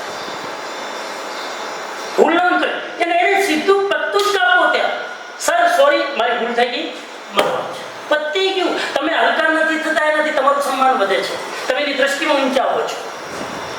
આ તો બીજા ઉઠવડે આ છે, આદતો થોડી છે. ત્યાંનો ઉઠવડે પેલોનો ઉઠવડે, પેલોનો ઉઠવડે. સ્વીકારી લો મારી ભૂલ થઈ. શું કહેવાય ને પેલું જસ્ટિફિકેશન નહીં આપો. આમ હતું ને એટલે આમ થયું, આમ હતું ને એટલે આમ થયું, આમ હતું ને આ જસ્ટિફિકેશન કહેવાય. શું કહેવાય જસ્ટિફિકેશન? શું બોલો અવાજ આવે છે. જસ્ટિફિકેશન નહીં આપવાનું, ખોટા રીઝન નહીં આપવાનું. આમ હતું ને એટલે આમ થયું, નહીં અમારી ભૂલ છે, મારો વાંક છે, પત્તી કે પત્તું કાપો. તો જવાબદાર બનો, પોતાની જવાબદારી, બીજાની જવાબદારી પોતાના માથે લઈ લો. ભૂલ બીજાએ કર્યું ને એ કલંક માથે લઈ લો, મારી ભૂલ છે, કમસે કમ દાગ ત્યાં સુધી ન પહોંચે. નહીં તો પહોંચશે ને ક્યાંય જશે, એ વાત છે ભીમસિંહભાઈ સુધી આવશે, પછી ખબર પડશે ઓહો આવું ચાલે. અટકાવો ને વચ્ચે. ધ્યાન યોગ કરો, મનોબળ કેળવો. લગભગ વિપશ્યના કરીને આવે છે. કોઈનો ચહેરો જો લાગતો નથી કરી દો. ઘણી વાર આજે ને આ નિષેધાત્મક માર્ગ છે માણસને સુધારવાનો. બે માર્ગ બતાવે ને, ઘણી વાર નેગેટિવથી માણસ સુધરે. હા તો તમે વિપશ્યના કરીને આવે, આ કરીને ઘણા લોકો હવે તો આમ શું કહેવાય એની બાયોડેટામાં એક વજન પડે. મેં તો 2 વાર વિપશ્યના કરી. હા અમેરિકામાં લોકો એવું આમ છાતી જોગીને કે 3 વાર બાયપાસ કરાવ્યું. આ કોઈ ગૌરવની વાત છે? 2 વાર વિપશ્યના કરી. ઘણા તો મને કે સ્વામીજી મેં 30 વાર વિપશ્યના કરી. મેં તો 30 વાર કરી, તારે કરવી પડી 30 વાર. 1 વાર કરી રોજ 2 કલાક ધ્યાનમાં, 30 વાર કરવી ના પડે. સમજી લેજો 30 વાર કરવી પડે એનો મતલબ ઘરે નથી કરતા. એટલે વારંવાર બેટરી ચાર્જ કરવા જવું પડે. ઘરે ચાર્જ કરો. વિપશ્યના કરવા વાળાની જવાબદારી છે રોજ ઘરે 20 મિનિટ કરવાની. દુનિયા આજી પાછી કાંઈ થવાની નથી. 20 મિનિટ રોજ કરવાનું. પ્રિન્સિપલ ના કરે અને પ્રિન્સિપલથી ઉતારી દો. હું તો બહુ કડક છું. હું કડક થઈશ ને તો કોઈના બાપના. પ્રિન્સિપલ નહીં કરે તો ટીચરમાં શું થશે? કેમ કે એ તમારા દેવત્વને વિકસિત કરે છે. તમે રોજ 20 મિનિટ મેડિટેશન કરશો ને, તમારા ટીચર સાથેનો, વાલી સાથેનો વર્તાવ આખો બદલાઈ જશે. અને તમે મનથી સ્ટ્રોંગ રહેશો, ફિઝિકલી સ્વસ્થ રહેશો. હવે હમણાં પંચકર્મમાં જઈને આવ્યા. હવે ભીમસિંહભાઈને તો આત્મજ્ઞાન થઈ ગયું પંચકર્મ. અમે કેટલા લોકોને હેલ્થના પ્રોબ્લેમ છે કે નહીં? એક વસ્તુ સારી છે કે આપણે દવાઓ નથી ખાતા. બાકી હેલ્થના પ્રોબ્લેમ કોને નથી આવતા? તોય આપણી લાઈફસ્ટાઈલ આડી ઉડી, તોય આપણી આંખ ખુલતી નથી ને મેડિટેશન કરવાની. કઈ થાય કે આટલા લેક્ચરો આપ્યા સાહેબ, કોઈ લેક્ચરો નથી આપતા અમેરિકા. એ લોકો બિચારા દોડી તો અહીં સુધી શીખવા આવે છે. આપણને ઘર બેઠા મળે તો કરવું નથી. મેડિટેશન અને યોગ અનિવાર્ય છે. ભીમસિંહભાઈ કરે છે એટલે બોલવાના અધિકારી છે. હું કરું છું એટલે બોલવાનો અધિકારી છે. અમે ન કરતા તમને અધિકાર નથી બોલવાનો. પ્લીઝ આ નહીં ચાલે. હવે જે વિપશ્યના ના કરે એને જોબ ના મળે. હવે રોજ ધ્યાન ના કરે એને જોબનો ખતરો. કેટલા લોકો કરે છે? આ તો બોલો 2 મિનિટમાં છૂટી આપે. કેટલા લોકો કરે છે રોજ ધ્યાન? રોજ ના ચાલે. મારો નિયમ, મારો સિદ્ધાંત ખબર છે ને? મૂળથી થવું જોઈએ કે નિયમથી થવું જોઈએ? મૂળથી કે નિયમથી? મૂળો ધ્યાન કરી, મૂળો ધ્યાન 1 કલાક કરવું. 1 કલાકમાં કોઈ ફાયદો નથી. સ્પિરિચ્યુઆલિટી મૂળથી ન થવી જોઈએ, નિયમથી થવી જોઈએ. Rule is rule. Exercise very good. તો એ રેગ્યુલર થાય. એવી રીતે મેડિટેશન બહુ જ અનિવાર્ય છે, બહુ જ અનિવાર્ય છે. સેલિબ્રિટી ધ્યાન કરવા લાગ્યા, બધા રાજકારણીઓ ધ્યાન કરવા લાગ્યા, બધા હવે ધ્યાન કરવા લાગ્યા. આપણે તો બાળકોનું ઘડતર કરીએ છીએ, આપણે નહીં કરીએ તો ક્યાં ચાલશે? પ્લીઝ, હવે 4 મહિના હું બહાર જાઉં છું તો 4 મહિના કરશો ને? હા, નિરાલી ના પાડે? હા, બરાબર. અને ના આવડતું તો પૂછો, આપણી પાસે ઓડિયો છે, વિડીયો છે, ઓનલાઈન બધા ક્લાસીસ મૂક્યા, બધું આટલું મટીરિયલ અવેલેબલ છે. એમાં ટાઈમ નથી મળતો એનો મતલબ તમે બેઈમાન છો, અપ્રમાણ. મનોબળ એનાથી વધશે. ધ્યાન યોગ કરો, તમારું મનોબળ ખીલશે. આ ભીમસિંહનું મનોબળ આટલું, સાહેબ આટલું બધું દ્રઢ છે, એટલું પાણી ન હાલે, ગમે તે સ્થિતિઓ આવે. કારણ શું કે આ ન કરે તો સાહેબ એ જીવી ન શકે. ગાંધી બાપુએ લખ્યું છે એની સત્યની આત્મકથામાં, હું જો રોજ પ્રાર્થના ન કરું તો હું ક્યારનો મેન્ટલ હોસ્પિટલમાં હોઉં. ગાંધીજીને જો આટલી જરૂર પડે તો આપણે તો ગાંધીજી કરતા ઊંચા ને, આપણે જરૂર જ ન પડે. આપણે તો ગાંધીજીના ગાંધીના મહાત્મા, એના બાપ. આપણે તો એમને લખ્યું ક્યાં, હું જો પ્રાર્થના ન કરું તો મેન્ટલ હોસ્પિટલમાં હોઉં. એટલું પ્રેશર એમનો. રોજ કરો, સ્વાધ્યાય કરો, ક્ષમતાવાન બનો. સ્વાધ્યાય વાંચો, રોજ લાઇબ્રેરીમાં જાઓ, ફ્રી પીરિયડ હોય ત્યારે લાઇબ્રેરીમાં જાઓ. આ ટીચરની ફેશન બનાવી દો, ફ્રી પીરિયડ. એ ટીચર ક્યાં મળે? ફ્રી પીરિયડમાં ટીચર લાઇબ્રેરીમાં હોવો જોઈએ. ગમે તે લાઇબ્રેરીમાં પેપર વાંચો, લાઇબ્રેરીની હવા તમને ફેરવી નાખશે. અમુક તો નિયમ જ કરી નાખો. આ સંસ્થામાં હવે આપણું રેપ્યુટેશન એટલું પહોંચી નીચે ઉતરવા નથી. ચાય બંધ કરી દો. આ સંસ્થામાં ચાય બંધ હોવી જોઈએ. અરે સાહેબ, નારિયેળનું પાણી આપવું પડે તો મોંઘું પાણી આપો. ચાય લે. અમને મોંઘવારીની ચિંતા નથી, અમને તમારા હેલ્થની ચિંતા છે. તમારું હેલ્થ બરાબર નહીં હોય તો વિદ્યાર્થી સુધી પહોંચશે નહીં મેસેજ. શું કામ કરીએ? અમે બંધ કરી ગયા છો. હા, 1 મહિનાથી હા બધું બંધ છે. એટલે ચાય બંધ. આપણી સ્કૂલમાં ચાયનું વ્યસન હોવું ન જોઈએ. સાહેબ આ ખોટું સ્ટેટસ છે. ચાય આટલી ગરમીમાં 45 ડિગ્રી ટેમ્પરેચરમાં આ દેશમાં ચાય, ઠંડા પ્રદેશ માટે ચાય છે. અહીં અંગ્રેજો મૂકી ગયા, ઠંડા પ્રદેશ વાળા હતા. ચાય આ દેશની પેદાશ નથી. વિચાર, હું તમને જબરજસ્તી કોઈ વસ્તુની છે જ નહીં, પણ આમાંથી બહાર નીકળો. માણસ શું ન કરી શકે? હું પીતો તો રોતી ચાય, કડક ચાય જોઈએ, કોરા દૂધ વાળી જોઈએ. બંધ. છેલ્લા 1.5 મહિનાથી બંધ છે. આ પેલી ઓળી જ્યારથી ચાલુ કરી બંધ. એ કરી દો. છેલ્લી વાત, ધર્મો રક્ષતી રક્ષિત. આનો મતલબ એ છે, પ્રાચીન શાસ્ત્રીય મંત્ર છે કે તમે જો ધર્મની રક્ષા કરશો તો ધર્મ તમારી રક્ષા કરશે. હું સૂત્રને ફેરવીને કહું, સંસ્થા રક્ષતી રક્ષિત. તમે જો સંસ્થાની રક્ષા કરશો તો સંસ્થા તમારી રક્ષા કરશે. કેટલા આ બંને તાંતણા બંધાયેલા છે. આજે મેં કોશિશ કરી છે છેલ્લા 2 કલાકમાં કે વ્યક્તિ અને સંસ્થાને એક બનાવવાની કોશિશ કરતા. એક જ સિક્કાના 2 બાજુ છે. એક બાજુ ન હોય તો બીજી બાજુ ઝાંખી પડ્યા વગર ન રહે. એ દ્રષ્ટિકોણને ધ્યાનમાં રાખીને ખૂબ મારો રાજીપો વ્યક્ત કરું છું, મારી પ્રસન્નતા વ્યક્ત કરું છું. જે રીતે હું તમારા સ્ટાફને જોઉં છું, ખૂબ આનંદિત છું. આજે કીધું છે મેં, એ મારી જવાબદારી સમજીને મેં કીધું છે. એને તમે એમ ના લેતા કે અમને આટલા બધા સુધારવા માટે ચાબુક મારે છે. નો, બધી જ વસ્તુ તમારામાં છે. છતાં મેં તમને કીધું રિમાઇન્ડર વારંવાર જરૂરી છે. ભૂલી જવાની આપણી આદત છે, ટ્રેકથી ઉતરી જવાની આપણી આદત છે. એ ટ્રેક ઉપર રાખવા માટે, સંસ્કાર જાળવી રાખવા માટે આ બહુ જરૂરી છે. એટલે મેં ચર્ચા કરી છે. અને ખૂબ ભીમસિંહભાઈ પણ તમારી બધી આ બધા સમર્પણથી, તમારા કામથી ખુશ છે. અને તો જ આપણે તે જુઓ, એડવર્ટાઇઝમેન્ટ એડમિશન માટે બહુ કરવું નથી પડતું, ખર્ચો નથી કરવો પડતો. સોશિયલ મીડિયામાં કરી અલગ વસ્તુ છે. બાકી અમેરિકામાં તમે જુઓ, એક સ્કૂલવાળા કરોડ રૂપિયા ખાલી એડમિશન માટે પ્રચાર કરે છે. મારી ચિંતા છે એડમિશનમાં ખર્ચો ક્યાંથી કરીએ? એડમિશનમાં એક પાય આપણે વાપરતા નથી. લગભગ સાચી વાત છે. એક પૈસો એડમિશન માટેના પ્રચારમાં નથી વાપરતા. અને તોય આપણે ત્યાં આરામથી ઘણી વાર તો ના પાડવી પડે કે ભાઈ જગ્યા પેક થઈ ગઈ છે. એ આપણી સ્થિતિ છે.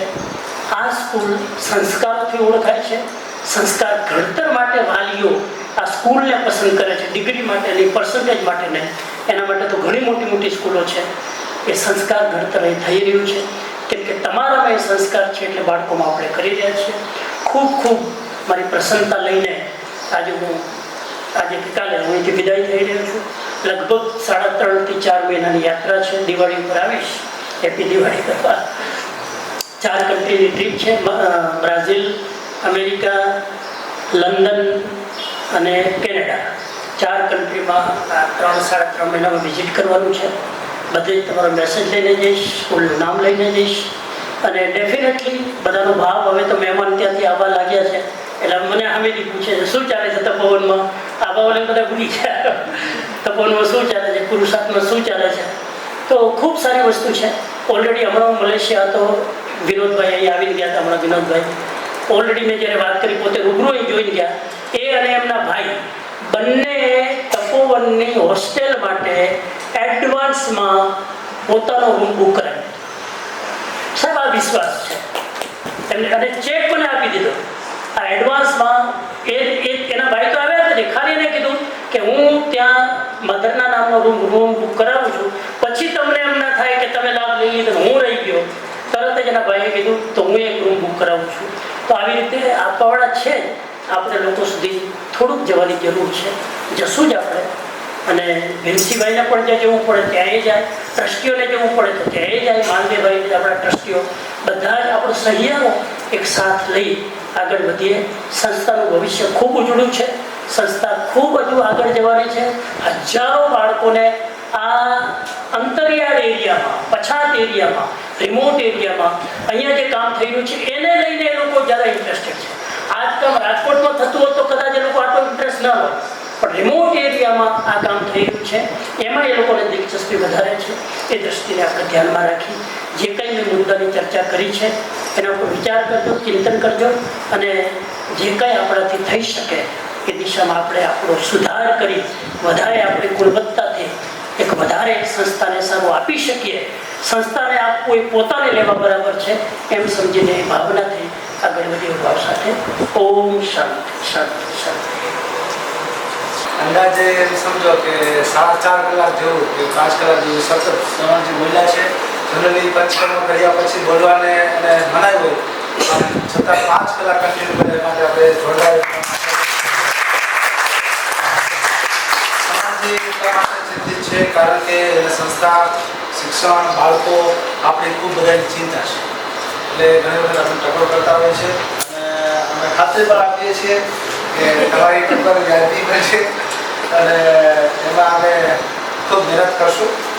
ચત્તારી લુગુત્તમા અનિયંતા લુગુત્તમા સિદ્ધા લુગુત્તમા સાહુ લુગુત્તમા કેવલી પન્નતો ધમ્મો લુગુત્તમા ચત્તારી શરણં પ્રવિજ્જામિ અનિયંતે શરણં પ્રવિજ્જામિ સિદ્ધે શરણં પ્રવિજ્જામિ સાહુ શરણં પ્રવિજ્જામિ કેવલી પન્નતો ધમ્મો શરણં પ્રવિજ્જામિ વસગ્ગહરં પાસં પાસં અંદામિ કમગ્નમુક્કમ વિશ્વહર વિશ્વનિર્નાસમ મંગલ કલ્યાણ આવાસમ સર્વે ભવન્તુ સુખિનઃ સર્વે સન્તુ નિરામયા સર્વે ભદ્રાણિ પશ્યન્તુ મા કશ્ચિત દુઃખભાગ ભવેत्.